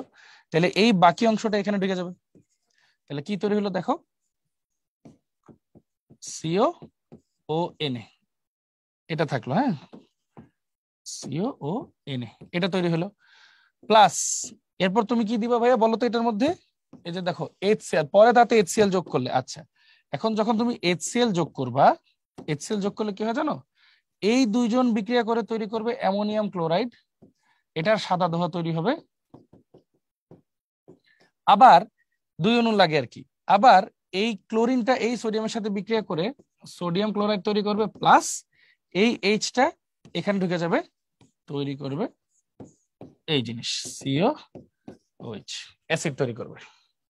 ঠিক আছে, কি কি হলো আমার কাছে, তাহলে কি হিসাব করলো, অ্যারোমেটিক অ্যামাইড, অ্যারোমেটিক অ্যামাইড, তাহলে এটা হচ্ছে আমাদের অ্যান্সার। কি হয়, এই সোডিয়াম হাইড্রোক্সাইডের এইচ এর সাথে বিক্রিয়া করে অ্যামোনিয়া তৈরি করে, বাকি ON এটা ঢুকে যায়, তো তারপর এই ON এটা, হ্যাঁ তো ON এটা তো বেনজোইক অ্যাসিড মানে সোডিয়াম বেনজোয়েট তৈরি হয়, তো সোডিয়াম বেনজোয়েটটা আবার যখন HCl এর সাথে বিক্রিয়া করে সোডিয়াম ক্লোরাইড হিসেবে আলাদা হয়ে যায় আর OH ঢুকে যায়, মানে বেনজোইক অ্যাসিড তৈরি হয়, আর এই অ্যামোনিয়াটা HCl এর সাথে বিক্রিয়া করে অ্যামোনিয়াম ক্লোরাইডের সাদা ধোঁয়া উৎপন্ন করে। এটাই ঠিকই কোশ্চেন, বাট বুঝে নিতে হবে, আস্তে আস্তে প্র্যাকটিস করলে বুঝে যাবো আমরা ইজিলি। হ্যাঁ একটা জিনিসই বুঝতে হয়ে যায়, সেটা হচ্ছে HCl এর সাথে যোগ করলে সাদা ধোঁয়া মানে কি, অ্যামোনিয়া আছে, অ্যামোনিয়া কার থেকে পাবো, এই সবগুলোর মধ্যে ইজিলি অ্যাসিডের জাতক অ্যামোনিয়া ওখান থেকে পাবো, তাহলে অ্যাসিডের জাতক কি CONH2 এদের থেকে পাবো, এইভাবে চিন্তা করলে হয়ে যাবে, বাকি আর কিছুই লাগে না। হ্যাঁ তারপর কি লিখছে দেখো, আর CONH2 ব্রোমাইড KOH, এই যে দেখছো কি তৈরি হলো, RNH2, মাঝখানে কে বাদ, CO, কার্বনিল মূলক বাদ যায়, এই বিক্রিয়ার নাম কি বললাম তো একটু আগে, হফম্যান ক্ষুদ্রাংশকরণ, হফম্যান বিক্রিয়া। ঠিক আছে, হফম্যান বিক্রিয়া। তারপর RCONH2 কে ব্রোমিন KOH, বলছিলাম না এই তিনটা ট্রায়ো থাকা মানেই হচ্ছে মূলত কোন যৌগ উৎপন্ন হয়, যে এটা বাদ হয়ে যায় তৈরি হয় RNH2, যেটাকে আমরা বলি প্রাইমারি অ্যামিন, এটাকে আমরা কি বলি, প্রাইমারি অ্যামিন, এই যে অ্যামিন হবে অ্যান্সার। ওকে অ্যামিন। আচ্ছা তারপর দেখো হফম্যান ক্ষুদ্রাংশকরণ বিক্রিয়ায় কি উৎপন্ন হয় বলো, একটু আগে দেখলাম RNH2, এখানে একটা হাইড্রোজেন প্রতিস্থাপিত হয়েছে, তাহলে 1 ডিগ্রি বা প্রাইমারি অ্যামিন বলে, তাহলে এটাকে বলবো প্রাইমারি অ্যামিন। বেনজামাইডের হফম্যান ক্ষুদ্রাংশকরণ বিক্রিয়া উৎপন্ন হয় কি, দেখো বেনজামাইড মানে বুঝছো CONH2, এটা হফম্যান ক্ষুদ্রাংশকরণে কি হয়, এটা বাদ হয়ে যায়, তখন কি তৈরি হবে NH2, তাহলে অ্যামিনো বেনজিনকে কি বলা হয়, অ্যানিলিন, তাহলে তৈরি হবে অ্যানিলিন। দেখছো খুব সিম্পল, সহজভাবে যদি একটু বুঝো তাহলে জিনিসটা রপ্ত করা ব্যাপার না ইনশাআল্লাহ। হ্যাঁ আচ্ছা কি বলছো, 1 ডিগ্রি 2 ডিগ্রি 3 ডিগ্রি অ্যামিনের পারস্পরিক রূপান্তর দেখাও, চলো দেখাই। দেখো ফার্স্টে আমরা একটা অ্যামোনিয়া নিলাম NH2H প্লাস, একটা অ্যালকাইল হ্যালাইড নিলাম প্লাস, একটা ধরো পটাশিয়াম হাইড্রোক্সাইড নিলাম অ্যাকুয়াস, তাহলে এখানে হবে কি জানো, দেখো এই হ্যালোজেনটা পটাশিয়ামের সাথে চলে যাবে KX প্লাস, এই OH-টা H এর সাথে চলে যাবে, কি উৎপন্ন হবে H2 প্লাস, এই Rটা এখানে ঢুকে যাবে, কি তৈরি হবে RNH2, দেখো একটা হাইড্রোজেন প্রতিস্থাপিত হয়ে গেছে, তাহলে এটা 1 ডিগ্রি অ্যামিন, যেটাকে আমরা বলতেছি প্রাইমারি অ্যামিন। হ্যালো হ্যালো, তারপর দেখো এই RNH2 যেটা থাকবে ঠান্ডা মাথায় দেখতে হবে, এখানে জাস্ট বসাই দিব NH এখানে একটা এইচ, এখানে একটা আর। এইচটাকে খালি আলাদা করতে থাকবো। Alkyl halide plus KOH aqueous. এখন কি হবে দেখো, এক্সটাকে নিয়ে নেবে পটাশিয়াম কে এক্স প্লাস, হ্যাঁ, ওএইচটাকে কে নিবে এইচ পানি প্লাস, এই আরটা ঢুকে যাবে এখানে, তাহলে R2NH, দুইটা হাইড্রোজেন প্রতিস্থাপিত হয়েছে, তাহলে এটাকে 2 ডিগ্রি বা সেকেন্ডারি বা আইসোঅ্যামিন বলা হয়। আইসোঅ্যামিন কার থেকে তৈরি হয়, কোনো ভেজাল ছাড়া বলো, আইসোসায়ানাইড বা আইসোনাইট্রাইল থেকে তৈরি হয়, ঠিক আছে। ওকে, তারপর দেখো R2NH, এটাকে যদি ভাগ করে লিখি RX প্লাস KOH, এভাবে যদি লিখি তাহলে কি হয়, এই OH-টা H কে নিয়ে চলে যাবে, পানি তৈরি করবে, প্লাস এই K-টা X কে নিয়ে যাবে, KX তৈরি করবে, প্লাস এই R-টা এখানে ঢুকে যাবে। তাহলে কি হলো, R3N, তিনটে প্রতিস্থাপিত হয়ে গেছে, তাহলে এটাকে আমরা কি বলবো, 3 ডিগ্রি বা টারশিয়ারি বা নিও অ্যামিন। তাহলে এখানে যেহেতু আমাদের বলছে মাত্র 1 2 3, এই 3 ডিগ্রি রূপান্তরটা দেখাইতে, দেখো কোন ডিগ্রি ছাড়া, যেটা এটা থেকে 1 ডিগ্রি, 1 ডিগ্রি থেকে 2 ডিগ্রি, 2 ডিগ্রি থেকে 3 ডিগ্রি আমরা বানায় ফেললাম, ঠিক আছে, সিম্পল। প্রতি ক্ষেত্রে কাকে লাগবে, অ্যালকাইল হ্যালাইড আর পটাশিয়াম হাইড্রোক্সাইড অ্যাকুয়াস। অ্যাকুয়াস কেন লাগবে, প্রতিস্থাপন বিক্রিয়া করতেছি তাই, ঠিক আছে, শেষ, সহজ একটা উদাহরণ গেল। চলো একটু আগাই। ওকে, এবার হচ্ছে কার্বিলামিন বিক্রিয়া। এই বিক্রিয়াটার মেকানিজম অনেক ডিফিকাল্ট, এই জন্য ভাই দেখাচ্ছি না, বাট একটা জিনিস বলে দিই, এটা খুবই গুরুত্বপূর্ণ কোন কেসে, এটাতে কয়েকটা জিনিস শনাক্তকরণের বিক্রিয়া হিসেবে কাজ করা হয়। কয়েকটা জিনিস, 1 নাম্বার প্রাইমারি অ্যামিন, বা যেটাকে আমরা বলি 1 ডিগ্রি অ্যামিন, এবং ক্লোরোফর্ম, মানে ক্লোরোফর্ম শনাক্তকরণ, ক্লোরোফর্ম শনাক্তকরণ বা 1 ডিগ্রি অ্যামিন বা প্রাইমারি অ্যামিন, এগুলা শনাক্তকরণের জন্য যে প্রক্রিয়া মানে পদ্ধতি আছে বা বিক্রিয়া আছে, সেটাকে বলি আমরা কার্বিলামিন বিক্রিয়া।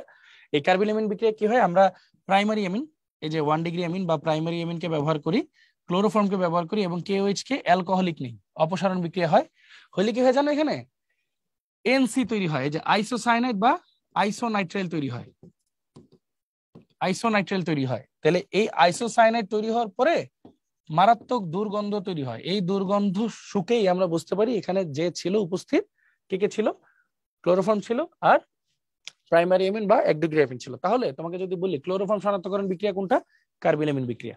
তোমাকে যদি বলি প্রাইমারি অ্যামিন বা 1 ডিগ্রি অ্যামিন শনাক্তকরণ বিক্রিয়া কোনটা, তোমরা কি বলবো, কার্বিলামিন বিক্রিয়া। কার্বিলামিন বিক্রিয়া কি হয় ভাইয়া, কার্বিলামিন বিক্রিয়া আইসোসায়ানাইড তৈরি হয়। আইসোসায়ানাইড কোনটা, আর এন সি, যেখানে কার্বনের জারণ মান 2, ঠিক আছে, আর এন সি। ওকে, আচ্ছা, এটা খুবই দুর্গন্ধযুক্ত, দুর্গন্ধ তৈরি হয়, এই জন্য আমরা বুঝি যে এখানে কে ছিল, ক্লোরোফর্ম ছিল এবং 1 ডিগ্রি অ্যামিন ছিল। তোমাদের সুবিধার জন্য আমি 1 মিনিট এই বিক্রিয়াটা রাখবো, তোমরা 1 মিনিটের জন্য একটু দেখতে থাকো। Thank you.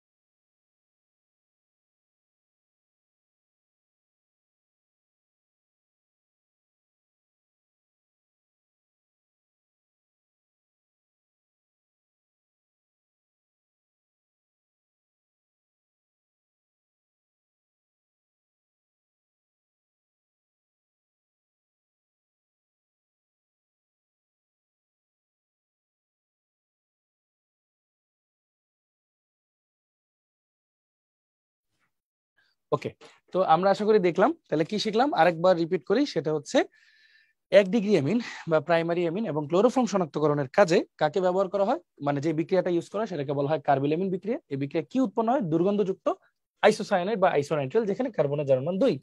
ঠিক আছে, আচ্ছা এবার আসি সামনে, কোন বিকারক দ্বারা প্রাইমারি অ্যামিন শনাক্ত করা যায়? একটু আগেই দেখলাম প্রাইমারি অ্যামিন লাগে, ক্লোরোফর্ম লাগে, আর KOH লাগে অ্যালকোহলীয়।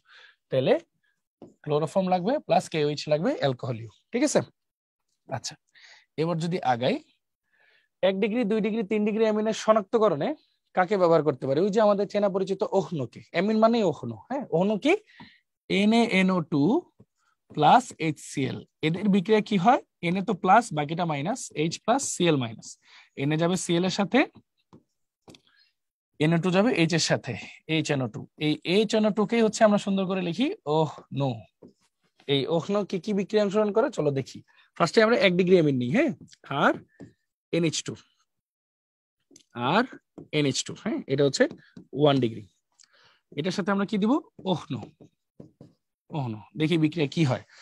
খেয়াল করো, এই নাইট্রোজেনকে নিয়ে আলাদা হয়ে যাবে N2, বুদবুদ বুদবুদ, প্লাস এই হাইড্রোজেন এই অক্সিজেনকে নিয়ে পানি তৈরি করবে, প্লাস এই OH-টা ভিতরে ঢুকে যাবে, অ্যালকোহল তৈরি হবে। তো এটা শনাক্তকারী বৈশিষ্ট্য কোনটা?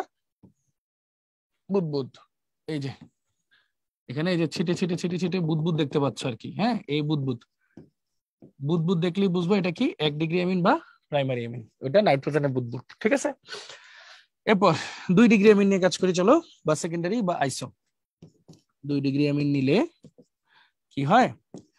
ওহনো দিলে তখন এই H, খেয়াল করো এই H এই OH এর সাথে বিক্রিয়া করে ফেলে, পানি তৈরি করে, প্লাস বাকিরা যুক্ত হয়ে যায় একসাথে, তাহলে R2NNO এরকম একটা যৌগ তৈরি করে, যেটার কালার হচ্ছে বাদামি। বাদামি কালার একটা যৌগ তৈরি করে, এই যে বাদামি কালার একটা যৌগ তৈরি করে। তো এই বাদামি কালারটা দেখলে আমরা বুঝি যে ওরা কি, ওরা হচ্ছে 2 ডিগ্রি অ্যামিন বা সেকেন্ডারি অ্যামিন বা আইসো অ্যামিন। এবার আসি 3 ডিগ্রি, R3N।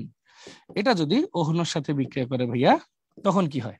দেখো এটা ওদের সাথে বিক্রিয়া করে কি করবে, এই এইচটা ওর সাথে চলে আসে, H তো প্লাস, আর NO2 মাইনাসটা একটু আলাদা আকারে থাকে। দেখো R3, আচ্ছা এটা তোমাদেরকে একটু অন্যভাবে বুঝাই, তাহলে আরো সহজভাবে বুঝবা। ওয়েট, এটাকে একটু অন্যভাবে বুঝাই। দেখো HNO2 এভাবে বুঝাই, এটা তো প্লাস এটা মাইনাস, আর ওর আছে একটা মুক্তজোড়, এই মুক্তজোড়টা সে ওকে দিয়ে দেয় কোয়াটারনারি। তাহলে কি তৈরি করে দেখো, R3N, হ্যাঁ তাহলে H ওরা একসাথে কি তৈরি করলো, তাহলে প্লাস, আর NO2টা এখানে থাকতেছে মাইনাস, একটা লবণ তৈরি হয়েছে যেটা দ্রবণীয় লবণ এবং কোয়ালিটি হচ্ছে জেলির মতো, জেলির মতো দ্রবণীয় লবণ। এই যে দেখো জেলির মতো থোকা থোকা দ্রবণীয় লবণ তৈরি করে। তার মানে আমরা কি বলবো ভাইয়া, নাইট্রাস অ্যাসিড। আমি যদি 1 ডিগ্রি অ্যামিন নিই তাহলে সে নাইট্রোজেনের বুদবুদ তৈরি করবে, বুদবুদ দেখলেই বুঝবো এটা 1 ডিগ্রি অ্যামিন বা প্রাইমারি অ্যামিন। 2 ডিগ্রি অ্যামিন যদি নেই আমরা, সেক্ষেত্রে কি হবে, বাদামি কালার একটা যৌগ তৈরি করবে, বাদামি কালার অদক্ষেপ পড়বে আর কি, ওরকম লাগবে। আর যদি 3 ডিগ্রি অ্যামিন নেই বা টারশিয়ারি অ্যামিন নেই, সেক্ষেত্রে কি হবে ভাইয়া, ও হচ্ছে একটা জেলির মতো থোকা থোকা একটা অবয়ব দিবে, ওটা একটা লবণ তৈরি করবে যেটা জেলির মতো দ্রবণীয় লবণ। হ্যাঁ এই হচ্ছে অবস্থা। আচ্ছা তো চলো আগাই। এবার বর্ণালীর সাহায্যে 1 ডিগ্রি অ্যারোমেটিক অ্যামিন শনাক্ত করা যায়। শোনো, 1 ডিগ্রি অ্যারোমেটিক অ্যামিন শনাক্ত করার জন্য তোমার কি লাগবে সবসময়? ওহনো। ওহনোর জন্য কাকে লাগবে? NaNO2 আর HCl। এই দেখো HCl আর NaNO2, যেটার সাহায্যে হোক না কেন সেটা ওহনোকে দরকার। এদের থেকে আমরা পাবো ওহনো, অ্যামিন মানেই ওহনো। আচ্ছা কি তৈরি হবে 1 ডিগ্রির সাথে? নাইট্রোজেনের বুদবুদ। নাইট্রাস অ্যাসিডের সাথে বিক্রিয়ায় নিচের কোন যৌগ নাইট্রোজেন গ্যাস উৎপন্ন করে? তাই না, নাইট্রোজেন গ্যাস বুদবুদ কে উৎপন্ন করে? অবশ্যই 1 ডিগ্রি অ্যামিন। এখন 1 ডিগ্রি অ্যামিনটাকে RNH2, এই যে RNH2 1 ডিগ্রি অ্যামিন। ওকে গেল। এরপর আসি সামনে ডায়াজোনিয়াম লবণ, খুবই গুরুত্বপূর্ণ একটা জিনিস। হ্যাঁ প্রাইমারি অ্যারোমেটিক অ্যামিনকে, এই যে প্রাইমারি অ্যারোমেটিক অ্যামিন বা অ্যানিলিন আর কি, অ্যানিলিনকে যদি আমি NaNO2 HCl এর উপস্থিতিতে বিক্রিয়া করাই 0 থেকে 5 ডিগ্রি সেলসিয়াস তাপমাত্রায়, তখন সে একটা বিশেষ কাঠামো গঠন করে, N2Cl যৌগ তৈরি করে, দুইটা নাইট্রোজেন ডায়াজো এটা ডায়াজোনিয়াম লবণ তৈরি করে, এটাকেই বলা হয় ডায়াজোনিয়াম লবণ। হ্যাঁ, এই যৌগকেই বলা হয় হচ্ছে ডায়াজোনিয়াম লবণ। এই লবণটার অনেক অনেক অ্যাপ্লিকেশন আছে, অনেক অনেক অ্যাপ্লিকেশন। মনে রাখবা এই লবণকে যদি আমি একটু হিট দিয়ে দিই, হালকা একটু হিট দিয়ে দিই, মানে একটু তাপমাত্রা বাড়াই দিই, হালকা একটু তাপমাত্রা বাড়াই দিই, হ্যাঁ, ধরো পানি +25°C কক্ষ তাপমাত্রা আমরা নিয়ে যাই, জাস্ট কক্ষ তাপমাত্রা নিয়ে যাই, সাথে সাথে কি হবে, নাইট্রোজেনটা আলাদা হয়ে যাবে ইনটু বুদবুদ আকারে, প্লাস এই হাইড্রোজেনটা ক্লোরিনের সাথে বিক্রিয়া করবে HCl, প্লাস এই OH-টা ভিতরে ঢুকে যাবে, তাহলে তৈরি করে ফেলবে ফেনল। তাহলে তৈরি করে ফেলবে হচ্ছে ফেনল। এখানে লক্ষণীয় বিষয়টা কি একটু দেখাই। আমার প্রাইমারি অ্যামিন যেটা অ্যালিফেটিক অ্যামিনে যদি আমি NaNO2 দিতাম, HCl দিতাম, 0 থেকে 5°C তাপমাত্রা যাই দিতাম না কেন, এটা কিন্তু OH তৈরি করে বাকি কাজটা করতো। OH তৈরি করে কি করতো বলতো, নাইট্রোজেন নাইট্রোজেন বিক্রিয়া করে N2 বুদবুদ, প্লাস H2O এর সাথে বিক্রিয়া করে কি করতো, H2O পানি, প্লাস এই OH-টা এখানে ঢুকে যেত, তাহলে কি তৈরি হতো, অ্যালকোহল। এটাকেই আসলে বলে অ্যালিফেটিক অ্যামিন এন্ড অ্যারোমেটিক অ্যামিনের পার্থক্যকারী বিক্রিয়া। এই যে একটা নতুন জিনিস শিখলাম, অ্যালিফেটিক অ্যামিন আর অ্যারোমেটিক অ্যামিনের পার্থক্যসূচক বিক্রিয়া কি। আমি যদি অ্যারোমেটিক অ্যামিনকে NaNO2 আর HCl দিয়ে 0 থেকে 5°C তাপমাত্রা হিট করি, তখন সে ডায়াজোনিয়াম লবণ তৈরি করে। আর অ্যালিফেটিক অ্যামিনকে দিয়ে যদি হিটটা করি, এটা তো অ্যারোমেটিক অ্যামিনের কাহিনী গেল। অ্যালিফেটিক অ্যামিনকে যদি এই কাজটা করি, তখন ওই একই জিনিসই অ্যালকোহলিক তৈরি হয়, নাইট্রোজেনের বুদবুদ তৈরি হয়। অ্যারোমেটিক অ্যামিনের ক্ষেত্রে ফার্স্টে তো ডায়াজোনিয়াম লবণ তৈরি হয়, তারপর আবার যদি কক্ষ তাপমাত্রা নিয়ে যায়, তখন গিয়ে সে কি তৈরি করে, ফেনল তৈরি করে। তার আগে কিন্তু দুইজনের উৎপাদ ভিন্ন। এইভাবে হচ্ছে আমরা কি বের করতে পারি, দুইটার পার্থক্য বের করতে পারি, ঠিক আছে, অ্যালিফেটিক অ্যামিন আর অ্যারোমেটিক অ্যামিনের পার্থক্য। ওকে, এখন দেখো ডায়াজোনিয়াম ক্লোরাইডের অনেকগুলো বিক্রিয়া আছে, তো কয়েকটা বিক্রিয়া আমি তোমাদের জাস্ট একটু উদাহরণ সহকারে একটু দেখাই। যেমন এই বিক্রিয়াটার কথা খেয়াল করো, যে ডায়াজোনিয়াম ক্লোরাইড আছে, পানি আছে, কে কে আছে, HOH। ভাই কি বলছিলাম একটু আগেই, এই H-টা যাবে Cl এর সাথে HCl, এই যে HX উৎপন্ন করলো, এই নাইট্রোজেনটা টোটালি আলাদা হয়ে যাবে, আর এই বাকি যে OH-টা আছে সেটা ভিতরে ঢুকে যাবে, ফেনল তৈরি করলো, শেষ। এবার এটার ক্ষেত্রে খেয়াল করো, আমি কি দিলাম, H3PO3H2, এটা কিন্তু আগেই দেখাইছি। এই H2PO3টা কি করবে, HOH, এই যে এই অক্সিজেনটা সে নিয়ে নেবে, তাহলে H3PO3 তৈরি করলো, আচ্ছা করলো। তারপর এই যে এই একটা H, এই একটা Cl এর সাথে বিক্রিয়া করবে, কি তৈরি করলো, HCl তৈরি করলো। তারপর এই নাইট্রোজেন তো আলাদা হয়েই যাবে, বাকি থাকলো কি, এই একটা হাইড্রোজেন এখানে ঢুকে যাবে, তাহলে কি তৈরি হলো, বেনজিন। এটা দেখাইছি ভাই আগেও। আচ্ছা, এই দুইটা বিক্রিয়া একটু পরে দেখাবো, এই দুইটার মতো করে বাকিগুলো দেখাচ্ছি, একটু হোল্ড করো। আমি যদি অ্যানিলিনকে নাইট্রেশন করতে যাই, হ্যাঁ, মানে নাইট্রাস অ্যাসিড দিয়ে আর কি, আরো নাইট্রাস অ্যাসিড দিলাম আর কি, তখন সে কি করবে দেখো, নাইট্রাস অ্যাসিড মানে HNO2 আর কি, এভাবে ভাঙবা, H-টা Cl এর সাথে চলে যাবে, HCl, নাইট্রোজেনটা আলাদা হয়ে যাবে, আর এই NO2টা ভিতরে ঢুকে যাবে, দেখো NO2 হয়ে গেল, হয়ে গেল। তো মানে এই প্রত্যেকটা জিনিসই সিমিলার। লাস্টে থাকলো গ্যাটারম্যান স্যান্ডম্যান, দেখাচ্ছি একটু পরে। তার আগে আগে এই যে সায়ানাইডটাও দেখাই, পটাশিয়াম সায়ানাইড দিছি, পটাশিয়ামটা যাবে ক্লোরিনের কাছে, পটাশিয়াম ক্লোরাইড, তারপর হচ্ছে সায়ানাইডটা জাস্ট এখানে অ্যাড হয়ে যাবে, নাইট্রোজেনটা আলাদা হয়ে যাবে, জাস্ট এখানে একটু অন্যভাবে দেখাইছে, আর কিছুই না। তো স্যান্ডম্যান গ্যাটারম্যান দেখানোর আগে আমি এই প্রত্যেকটা বিক্রিয়া আরেকবার তোমাদেরকে দেখাই। স্যান্ডম্যান গ্যাটারম্যান দেখানোর আগে প্রত্যেকটা বিক্রিয়া ধরে ধরে দেখাই, তাহলে বুঝতে সুবিধা হবে। কি আছে আমার কাছে, ডায়াজোনিয়াম লবণ N2Cl, আমি কি দিলাম ফার্স্টে, HOH, কি তৈরি হয় দেখো, এই HCl, নাইট্রোজেন নিজে আলাদা হয়ে যাবে বুদবুদ আকারে, প্লাস এই OH-টা ভিতরে ঢুকে যাবে, তাহলে কি তৈরি হলো ভাইয়া, ফেনল, শেষ। দেন আমি নিলাম ডায়াজোনিয়াম ক্লোরাইড,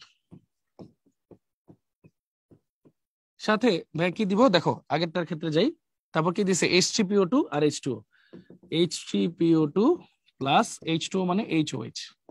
কি বলছিলাম ভাইয়া, এই অক্সিজেন এটার মধ্যে যাবে, কিউ প্লাস আয়নের উপস্থিতিতে, হ্যাঁ, অক্সিজেন এটার মধ্যে যাবে, কি তৈরি করবে, H3PO3 ফসফরিক অ্যাসিড, প্লাস এই হাইড্রোজেনটা এই ক্লোরিনকে নিয়ে যাবে, তৈরি করবে HCl, প্লাস এই নাইট্রোজেন আলাদা হয়ে যাবে, অলওয়েজ নাইট্রোজেন আলাদা হয়ে গেল, প্লাস বাদ বাকি যে হাইড্রোজেন থাকলো সেটা ঢুকে যাবে, তাহলে এই হাইড্রোজেনটাকে আমরা কি বলতেছি, বেনজিন। ওকে, পরেরটা কিসের সাথে বিক্রিয়া দেখো, ওটা পরে দেখাবো। পটাশিয়াম হাইড্রেট, পটাশিয়াম সাইনাইড, দুইটা একই ধাঁচে দেখাই। হ্যাঁ, ধরো আমার কাছে আছে হচ্ছে ডায়াজোনিয়াম ক্লোরাইড, আমি এটার মধ্যে কে, ধরো কে কি দেওয়া যায়, ধরো কে কিউ দিলাম, ধরো কিউ, কে কিউ, তো কে কিউ দিলে কি হচ্ছে ভাইয়া, এই পটাশিয়ামটা ক্লোরিনের সাথে বিক্রিয়া করবে KCl প্লাস নাইট্রোজেনটা আলাদা হয়ে যাবে, প্লাস এখানে তৈরি হবে কিউ। এখন কিউতে কি কি থাকতে পারে, কিউ কে তোমার আয়োডিন থাকতে পারে, সায়ানাইড থাকতে পারে, হোয়াটএভার ইট ইজ। হ্যাঁ, তাহলে আয়োডোবেনজিন হবে বা সায়ানোবেনজিন হবে। তারপর মজার বিষয় হচ্ছে যদি তোমার এটা সায়ানোবেনজিন হয়, মনে আছে সায়ানাইডকে আমরা যদি আদ্র বিশ্লেষণ করি কি হইতো, মনে আছে ভাই যে পড়াইছিলাম, তাহলে তখন কি হয় তোমার বেনজোইক অ্যাসিড হবে। আর এই নাইট্রোজেনটা কিভাবে দূর করবো জানি, অগ্ন দিয়ে, তখন ওইচটা ঢুকবে, তারপর জারণ টারণ করতে হবে, তাই না? আচ্ছা, এরপর এছাড়া আর কি আছে, আচ্ছা এছাড়া বাকিগুলো দেখানো শেষ। এখন যেটা আচ্ছা আরেকটা আছে নাইট্রাস অ্যাসিডের সাথে বিক্রিয়া। হ্যাঁ, এই যে আমার ডায়াজোনিয়াম ক্লোরাইডটা আছে, এটার সাথে যদি আমি নাইট্রাস অ্যাসিডের HNO2 এর বিক্রিয়া করাই, H যাবে Cl এর সাথে, নাইট্রোজেন আলাদা হয়ে যাবে, প্লাস NO2টা ভিতরে ঢুকবে, নাইট্রোবেনজিন তৈরি হলো, যেটা একটা মেটা নির্দেশক, তাই না? Negative mesomeric effect. আচ্ছা গেল, এটা ওভারঅল আমাদের গেল। এবার বাকি থাকলো কি এই দুইজন খুবই গুরুত্বপূর্ণ বিক্রিয়া, একটা হচ্ছে গ্যাটারম্যান, একটা হচ্ছে স্যান্ডমেয়ার। মনোযোগ দিয়ে দেখো, এটা একটু দেখাই। ফার্স্ট হচ্ছে আমার কাছে কি আছে, ডায়াজোনিয়াম ক্লোরাইড। আমি যদি কপার ধাতুর উপস্থিতিতে HCl দিই, তখন কি হবে, শুধুমাত্র হাইড্রোজেন, এ দেখো HCl দিলে কি হচ্ছে আসলে বেসিক্যালি, HClটা আর কপারটা মিলে জাস্ট নাইট্রোজেনকে বাদ দিয়ে দিবে, নাইট্রোজেনকে বুদবুদাকারে বাদ দিয়ে দিবে, আর ক্লোরিনটাকে রয়ে যাবে।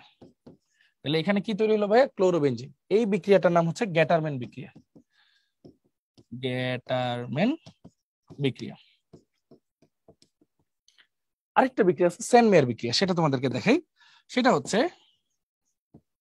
এই ডায়াজোনিয়াম ক্লোরাইডে আমি যদি কিউপ্রাস হ্যালাইড দিই, দেখো এটা একটা কপার ধাতু ছিল, আর এখানে কিউপ্রাস হ্যালাইড, যোজন কিন্তু 1 কপারের, আর হাইড্রোজেন হ্যালাইড দিই, তখন কি হবে, নাইট্রোজেন বাদ হবে, প্লাস এখানে একটা হ্যালোজেন চলে আসবে, এখানে একটা হ্যালোজেন চলে আসবে। এখন হ্যালোজেনটা কি হতে পারে, X = ক্লোরিন ব্রোমিন, দুইটাই হইতে পারে। এই বিক্রিয়াটার নাম হচ্ছে স্যান্ডমেয়ার বিক্রিয়া,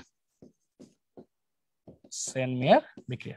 তাহলে ভাইয়া একটা কথা আমরা কি বুঝলাম, দেখো যদি গ্যাটারম্যান আর স্যান্ডমেয়ার বিক্রিয়ার কমন উৎপাদ বলে তাহলে উত্তর কি হবে, ক্লোরোবেনজিন। এখানেও ক্লোরোবেনজিন, এখানেও ক্লোরোবেনজিন। কিন্তু ব্যাপার হচ্ছে কোনটা বেশি ডাইভার্সিফাইড, কোথায় বেশি উৎপাদ পাওয়া যাইতে পারে বা বেশি ধরনের উৎপাদ পাওয়া যেতে পারে, সেটা হচ্ছে স্যান্ডমেয়ার। ক্লোরোবেনজিনে পাবো, ব্রোমোবেনজিনে পাবা, আর গ্যাটারম্যানে শুধু একটাই পাবা, ক্লোরোবেনজিন। তাহলে তোমার যদি বিশুদ্ধ ক্লোরোবেনজিন দরকার হয় তুমি কোনটা করবা, গ্যাটারম্যান। আর তোমার যদি বিশুদ্ধ দরকার নাই, তোমার অনেকগুলো উৎপাদ দরকার, তখন তুমি কি করবা, স্যান্ডমেয়ার। শেষ। তো গ্যাটারম্যান করলে বিশুদ্ধ ক্লোরোবেনজিন পাবা, স্যান্ডমেয়ার করলে দুইটাই পাবা। এখন বিষয় হচ্ছে স্যান্ডমেয়ার করতে হলে তোমার কি নিতে হবে, কপার ধাতু। আর গ্যাটারম্যান করতে হলে তোমার কি নিতে হবে, কপার ধাতু। আর স্যান্ডমেয়ার করতে হলে তোমার নিতে হবে কিউপ্রাস হ্যালাইড, কপার যার যোজনী 1। এটাই, এই দুইটা বিক্রিয়া খুবই মনোযোগ দিয়ে পড়তে হবে। হ্যাঁ, এই দুইটা বিক্রিয়া খুব আসে পরীক্ষায়, ঠিক আছে, ইম্পর্টেন্ট দিয়ে দিলাম। তাহলে কি বললাম আরেকবার বলি, বিশুদ্ধ ক্লোরোবেনজিন কোথা থেকে পাবো, গ্যাটারম্যান, ওখানে কি ইউজ করা হয়, কপার ধাতু। আর ক্লোরোবেনজিন ব্রোমোবেনজিন দুইটাই কোথা থেকে পাবো, স্যান্ডমেয়ার থেকে পাবো, ওখানে কি ইউজ করা হয়, কিউপ্রাস হ্যালাইড। গেল, এই দুইটার মধ্যে কমন উৎপাদ কোনটা, ক্লোরোবেনজিন। ঠিক আছে, শেষ। বাকি প্রত্যেকটা কিন্তু ভাই দেখাইছি কোনটা কিভাবে বিক্রিয়াগুলো হয়। আচ্ছা, তারপর দেখো, এবার দেখো ডিউতে রিটার্ন আসছিল যেটা, হ্যাঁ বেশ চেষ্টা কি দিছে দেখো, এটা বেনজিন। চলো আমরা আঁকি বেনজিন। বেনজিন থেকে কি হয়েছে, নাইট্রোবেনজিন। বেনজিন থেকে কিভাবে হয়, যখন আমি বেনজিনে নাইট্রেশন করি H2SO4 এর উপস্থিতিতে, তাই না ভাইয়া, 3°C তাপমাত্রায়, তখন নাইট্রেশন হইলো নাইট্রেশন, বুঝলাম। আচ্ছা, তারপর আমরা কি করলাম, টিন আর HCl দিলাম, দেখো। আচ্ছা, এখানে একটা উৎপাদ আছে, দেখো OH এর সাথে এখানে একটা OH তৈরি হবে আর কি। হ্যাঁ, আমরা প্রধান উৎপাদগুলো দিয়ে কাজ করতেছি। দিলাম হচ্ছে টিন আর HCl, দেখো টিন আর HCl, ভাইয়া কিন্তু একটু আগে দেখাইছি যে টিন আর HCl আসলে কি হিসেবে কাজ করে। দেখো টিন আর HCl দিলে স্টেনাস ক্লোরাইড প্লাস H তৈরি হয়। এটা কি হিসেবে কাজ করে, বিজারক, তাই না, অভিজারণ করাবে। তাহলে এখানে হলো বিজারণ হবে। বিজারণ মানে কি, এই হাইড্রোজেন গুলো সব অক্সিজেন গুলো তো নিবেই, সাথে হাইড্রোজেন ঢুকবে এখানে। তাহলে প্রধান উৎপাদটা কি, জাস্ট এখানে হাইড্রোজেন গুলো অ্যাড করে দিবো, আর পানিটা লেখার আপাতত দরকার নাই। বা যদি তোমরা লিখতে চাও, খেয়াল করো, এখানে হাইড্রোজেন আছে তো, তাহলে এখানেও পানি হবে একটা, আর এখানেও পানি হবে দুইটা। এটা সাইড উৎপাদ আর কি, উপজাত। এরপর কি দিছে ভাই দেখো, NaNO2 HCl 0°C টেম্পারেচার। মনে আছে ভাইয়া অ্যারোমেটিক অ্যামিন NaNO2 আর HCl দিছি, তখন অন্যর মতো কাজ করবে না, তখন সে কি তৈরি করবে? ডায়াজোনিয়াম ক্লোরাইড লবণ, তাই না? ডায়াজোনিয়াম ক্লোরাইড লবণ তৈরি করবে এবং এটার সাথে পানি তৈরি হয় আর কি। হ্যাঁ, এবং এটার সাথে পানি তৈরি হয়। এখন তারপর কি বলছে ভাইয়া দেখো, এটা থেকে কি তৈরি করবে? ফেনল। ফেনল কেমন তৈরি হয় জানো? এই জিনিসটাকেই পানি সহযোগে যদি আমি হিট করি, কত 25°C তাপমাত্রা, কক্ষ তাপমাত্রায় নিয়ে গেলেই এটা কি হয়ে যাবে? নাইট্রোজেনটা আলাদা হয়ে যাবে এবং ফেনল তৈরি করবে। দেখছো? তাহলে পুরো বিক্রিয়াটা কিন্তু আমাদের করা শেষ। তাহলে এখানে কি হচ্ছে বলে, নাইট্রোজেনটা আলাদা হচ্ছে প্লাস HCl তৈরি হচ্ছে। এগুলো উপজাত, এখানে যা যা লিখছি ভাইয়া এগুলো সবই উপজাত। তাহলে আমাদের ফাইনাল বিক্রিয়া কি হলো দেখো, বেনজিনকে নাইট্রেশন করলাম, নাইট্রোবেনজিন, ওইটাকে বিজারণ করলাম অ্যানিলিন, অ্যানিলিনকে NaNO2 আর HCl, অ্যারোমেটিক অ্যামিন যেহেতু 0°C তাপমাত্রায় বা থেকে 5° পর্যন্ত সে কি তৈরি করে? ডায়াজোনিয়াম লবণ। আর এটাকে আরেকটু হিট দিয়ে কক্ষ তাপমাত্রায় নিলে সে কি তৈরি করে? ফেনল। আর অ্যারোমেটিক এটা করে। আর অ্যালিফেটিক হলে কি হতো? ডিরেক্টলি অ্যালকোহল তৈরি করতো আর নাইট্রোজেনের বুদবুদ তৈরি করতো। এটা কিন্তু আমরা দেখছি। হ্যাঁ, অ্যালিফেটিক আর অ্যারোমেটিক অ্যামিনের পার্থক্য। এবার কি বলছে দেখো, অ্যানিলিন থেকে বেনজিন ডায়াজোনিয়াম ক্লোরাইড তৈরির প্রয়োজন কোনটি? অ্যানিলিন থেকে বেনজিন ডায়াজোনিয়াম ক্লোরাইড, খেয়াল করো, অ্যানিলিন থেকে বেনজিন ডায়াজোনিয়াম ক্লোরাইড। তাহলে অ্যারোমেটিক অ্যামিন থেকে আমি তৈরি করতেছি, তাহলে NaNO2 HCl লাগবে আর 0 থেকে 5°C টেম্পারেচার লাগবে। তাহলে NaNO2 HCl 5°C টেম্পারেচার, তাহলে এটা হচ্ছে আমাদের হিসাব। ঠিক আছে? আচ্ছা, তাহলে NaNO2 HCl 0 থেকে 5°C টেম্পারেচার। হ্যাঁ, নিচের কোন যৌগটি ডায়াজোনিয়াম লবণ উৎপন্ন করে? অ্যানিলিন। তাহলে দেখো অ্যানিলিন কই? এই যে অ্যানিলিন, অ্যানিলিন থেকে হচ্ছে কি তৈরি করে? ডায়াজোনিয়াম লবণ। দেখো অনেকবার আসছে কোশ্চেনটা। হ্যাঁ, তারপর দেখো বেনজিন ডায়াজোনিয়াম ক্লোরাইডের জলীয় দ্রবণকে তাপ দেওয়া হলে কি হয়? বেনজিন ডায়াজোনিয়াম ক্লোরাইডকে, অ্যানিলিন আর কি, বেনজিন ডায়াজোনিয়াম ক্লোরাইডকে পানি সহ যদি তাপ দিই, কক্ষ তাপমাত্রায় দিই, কি তৈরি হয় ভাইয়া? আমরা কিন্তু পড়ছি ফেনল। মেইনলি কি হয়? Phenol, formation of phenol. ঠিক আছে? 0°C তাপমাত্রায় অ্যানিলিন এবং NaNO2 আর HCl এর বিক্রিয়ায় উৎপন্ন উৎপাদককে কক্ষ তাপমাত্রায় নিয়ে গেলে, 25°C তাপমাত্রায় নিয়ে গেলে, শোনো, 0° তাপমাত্রায় এদের সাথে অ্যানিলিন বিক্রিয়া করলে কি তৈরি হয়? ডায়াজোনিয়াম লবণ। ওইটা কি কক্ষ তাপমাত্রায় নিয়ে গেলে কি তৈরি হয়? ফেনল। মাত্রই বললাম ফেনল, একই জিনিস। হ্যাঁ, ফেনল, ফেনল তৈরি হয়। ঠিক আছে? ওকে, আমরা দেখলাম। দেন আচ্ছা, এখন আমরা পড়বো যুগলায়ন বিক্রিয়া বা কাপলিং বিক্রিয়া। আশা করি আগে আমরা যা যা পড়ছি ওগুলো আমরা বুঝতে পারছি। সিম্পল, পেইন এন্ড সিম্পল জিনিসপত্র। ওকে, তো যুগলায়ন বিক্রিয়া বা কাপলিং বিক্রিয়া জিনিসটা কি ভাইয়া? এখানে আসলে নির্দেশক বানানো হয়। নির্দেশক কি মনে আছে? অম্ল ক্ষার নির্দেশক আর কি, methylamine, sorry methyl red, methyl orange, phenolphthalein, এগুলো বানানো হয় আর কি। ঠিক আছে? তো এগুলা কি নির্দেশ করে? অম্ল আর ক্ষারকের বিক্রিয়ায় যখন অম্ল শেষ হয়ে যায় বা যখন ক্ষার শেষ হয়ে যায়, যখন কোনো একটা ফুল প্রশমিত হয়ে যায়, তখন কালার চেঞ্জ করার মাধ্যমে তারা নির্দেশ করে বিক্রিয়াটা প্রশমন বিন্দুতে পৌঁছায় গেছে। প্রশমন বিন্দু নির্দেশ করে, তখন এটাকে আমরা বলি অম্ল ক্ষার নির্দেশক। হ্যাঁ, এইসব বিক্রিয়া আমাদের ডায়াজোনিয়াম লবণ দরকার হয়। যেমন এগুলো মুখস্থ করার দরকার নেই, এগুলো শুধু দেখানোর জন্য, মুখস্থ করার কোনো দরকার নেই। দেখো অ্যানিলিন ইয়েলো, অ্যানিলিন ইয়েলো কি? আমার ডায়াজোনিয়াম লবণটা লাগে।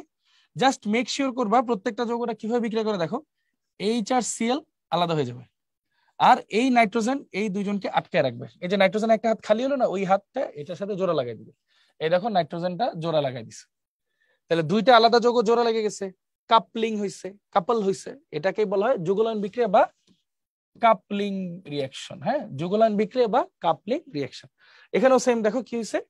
এইচ আর সিএল, বাকিটা জোড়া লেগে গেছে। সেম এখানেও দেখো কি হইছে? HCl, বাকিটা জোড়া লেগে গেছে। হ্যাঁ, এখানেও সেম, দেখো এইচ আর সিএল, বাকিটা জোড়া লেগে গেছে, বাকিটা জোড়া লেগে গেছে। সেম। তো আমি তোমাদের জন্য 1 মিনিট রাখি, তোমরা ঠান্ডা মাথায় আগে একটু দেখো বিক্রিয়াগুলো, জাস্ট দেখো, পেছানোর কিছু নাই। HCl জোড়া লেগে গেছে, HCl আলাদা হয়ে গেছে, শেষ।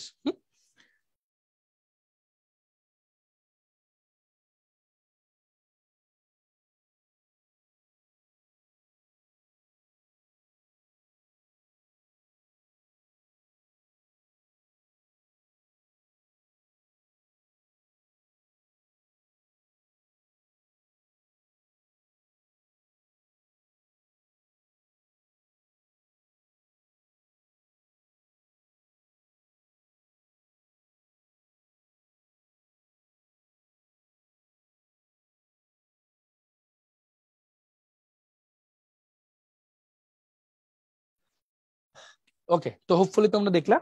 তো এরকম তোমাদেরকে আর কি একটু দেখাই যে এটা হলো মিথাইল রেড, এটা হচ্ছে অ্যানিলিন ইয়েলো। হ্যাঁ, দুইটাই দেখা যায়, অ্যানিলিন ইয়েলো, মিথাইল রেড। এগুলা নির্দেশক আগে, এগুলা ইউজ করা হয় যাতে হচ্ছে কালার চেঞ্জ করে আর কি। হ্যাঁ, এগুলাই হচ্ছে সেই কাঙ্ক্ষিত নির্দেশক গ্রুপ। এখন একটা ছোট্ট জিনিস আমি আলাদা করে একটু লিখে দিই যাতে তোমাদের আবার পরে মনে থাকে। হ্যাঁ, অ্যালিফেটিক অ্যামিন এবং অ্যারোমেটিক অ্যামিনের মধ্যে পার্থক্য। অ্যালিফেটিক অ্যামিন ও অ্যারোমেটিক অ্যামিনের মধ্যে পার্থক্য দেখো। অ্যালিফেটিক অ্যামিন কি হয়, RNH2, এটাকে যখন আমি OH দিই, OH মানে NaNO2 আর HCl দিই, টেম্পারেচার 0 থেকে 5 ডিগ্রি দাও, 25 ডিগ্রি দাও, যা ইচ্ছা দাও, হ্যাঁ সেম কাজই করবে সে। হ্যাঁ, সেম কাজই করবে সে। সে কি তৈরি করবে দেখো, এই N আর এই N বিক্রিয়া করে N2 এর বুদবুদ তৈরি করবে, বুদবুদ তৈরি করবে, প্লাস এই দুইটা H এই O এর সাথে বিক্রিয়া করে H2 তৈরি করবে, প্লাস আর কি তৈরি করবে, এই OH টা এখানে ঢুকে যাবে, তৈরি হবে অ্যালকোহল। এটা মাস্ট তৈরি হবেই। আর যদি এখানে অ্যারোমেটিক অ্যামিন হইতো, অ্যানিলিন যেটাকে আমরা বলি, এটা যখন NaNO2 HCl এ বিক্রিয়া করব 0 থেকে 5 ডিগ্রি সেলসিয়াস টেম্পারেচারে, ও কিন্তু শুরুতে কি তৈরি করবে ভাইয়া, বেনজিন ডায়াজোনিয়াম ক্লোরাইড এবং পানি তৈরি করবে, বেনজিন ডায়াজোনিয়াম ক্লোরাইড এবং পানি। এবং এটাকে যদি আবার ফার্দার উত্তপ্ত করি কক্ষ তাপমাত্রায়, 25 ডিগ্রি সেলসিয়াস তাপমাত্রায়, মানে কক্ষ তাপমাত্রা উত্তপ্ত করি, তখন নাইট্রোজেনটা আলাদা করে বের হয়ে যাবে। তারপর পানির একটা ধরো পানি তৈরি হবে, এখানে HCl লিখছি বলে সরি, পানি তৈরি হবে। এই পানির একটা H আবার Cl এর সাথে বিক্রিয়া করে HCl তৈরি করবে, ঠিক আছে, প্লাস এই OH টা এই পুরোটা জায়গায় ঢুকে যাবে, মানে কি তৈরি হবে, ফেনল তৈরি হবে। ঠিক আছে, তো দুইটা কিন্তু দুই ধাপ, জাস্ট এই দুইটা ধাপ দেখালেও কিন্তু হয়। এটাই হচ্ছে অ্যালোফেটিক অ্যামিন আর অ্যারোমেটিক অ্যামিনের মধ্যে পার্থক্যসূচক বিক্রিয়া। ঠিক আছে, ওকে। এই তো আজকে আমরা তাহলে কি কি বললাম, আমরা কার্বক্সিলিক অ্যাসিড পড়লাম, তার জাতকগুলা পড়লাম, তার সক্রিয়তাগুলা পড়লাম, প্রায়োরিটি অর্ডার গুলা পড়লাম, এদের বিভিন্ন বিক্রিয়া সম্পর্কে আইডিয়া নিলাম। পাশাপাশি আমরা বোর্ডের মানে যেগুলা অ্যাডমিশনে আসছে সেগুলো তো দেখলামই, পাশাপাশি আমরা অ্যামিন দেখলাম, অ্যামিনের কত ধরন আছে, ডিগ্রিগুলোর এক্সচেঞ্জ গুলো দেখলাম, অ্যালিফেটিক অ্যারোমেটিকের পার্থক্য দেখলাম, ডায়াজোনিয়াম দিয়ে বিভিন্ন বিক্রিয়া দেখলাম, সবকিছু দেখলাম। সো এই ক্লাসটা কিন্তু অ্যাকচুয়ালি অনেক ইম্পর্টেন্ট ভাইয়া। হ্যাঁ, এটা কিন্তু একটু মনোযোগ দিয়ে করতে হবে, এটা একটু মনোযোগ দিয়ে একটু ভালো মতো নিজে লিখে লিখে লিখে লিখে প্র্যাকটিস করতে হবে। হ্যাঁ, তো ভালো কথা, আমাদের কিন্তু কার্বক্সিলিক অ্যাসিডের জাতক থেকে কিন্তু প্রচুর কোশ্চেন আসে। হ্যাঁ, তাহলে কার্বক্সিলিক অ্যাসিড এটার যে জাতক, এটা থেকে কিন্তু প্রচুর কোশ্চেন আসে, অ্যামিন থেকেও কোশ্চেন আসে বাট মডারেট। আর এই যে অ্যামিনের যে কোশ্চেনটা দেখছো না ভাইয়া, এটা কিন্তু ঢাকা ইউনিভার্সিটিতে একবার আসছিল। এই যে কোশ্চেনটা আমি জাস্ট একটু দেখাই, এই যে এই কোশ্চেনটা না ঢাকা ইউনিভার্সিটিতে দেখো 22-23 আসছে না এবার, আগের বার আবার কোনটা আসছিল, জাস্ট এইটুকু আসছিল, বেনজিন থেকে অ্যানিলিন কিভাবে প্রস্তুত করবে দেখাও, মানে এই ঘুরে ফিরে এই পোর্শনটা আসে। সো এগুলো একটু মাথায় রাখতে হবে যে এগুলো যাতে আমরা একটু ভালো মতো পড়ি, তাহলে আমাদের সবার জন্য কাজে লাগবে। ঠিক আছে, আচ্ছা, তো আজকের ক্লাস আমাদের এইটুকুই। তো সবাইকে অনেক অনেক ধন্যবাদ, থ্যাংক ইউ সো মাচ। আশা করি সবাই ঠিকঠাক মতো বুঝতে পারছো, আর সবাই একটু চেষ্টা করো ভালো মতো জিনিসগুলো দেখার, যে অর্গানিকের ক্লাসগুলো আমরা নিচ্ছি, চেষ্টা করো ভাইয়া যে এই শোনো, বিলিভ মি, যদি এই লেকচারগুলো, এই মাস্টার ক্লাসগুলো যদি ফলো করো, মোর মোর মোর দেন ইনাফ তোমার ফুল প্রিপারেশনের জন্য, সেটা একাডেমিক হোক, অ্যাডমিশন হোক, ভার্সিটি হোক, ইভেন ইঞ্জিনিয়ারিং এর ক্ষেত্রেও ধরো, এটা বেশ যথেষ্ট। হ্যাঁ, এর চেয়ে বেশি আপাতত আর প্রয়োজন নাই। তো এটা একটু মনোযোগ দিয়ে ভালো করে দেখতে হবে, নাহলে এত এত ইনফরমেশন তো মনে থাকবে না ভাইয়া, ঠিক না? তো আশা করি সবাই ভালো মতো দেখবা, সবাই ভালো থাকো, সুস্থ থাকো, দেখা হবে, কথা হবে, আল্লাহ হাফেজ, আসসালামু আলাইকুম সবাইকে।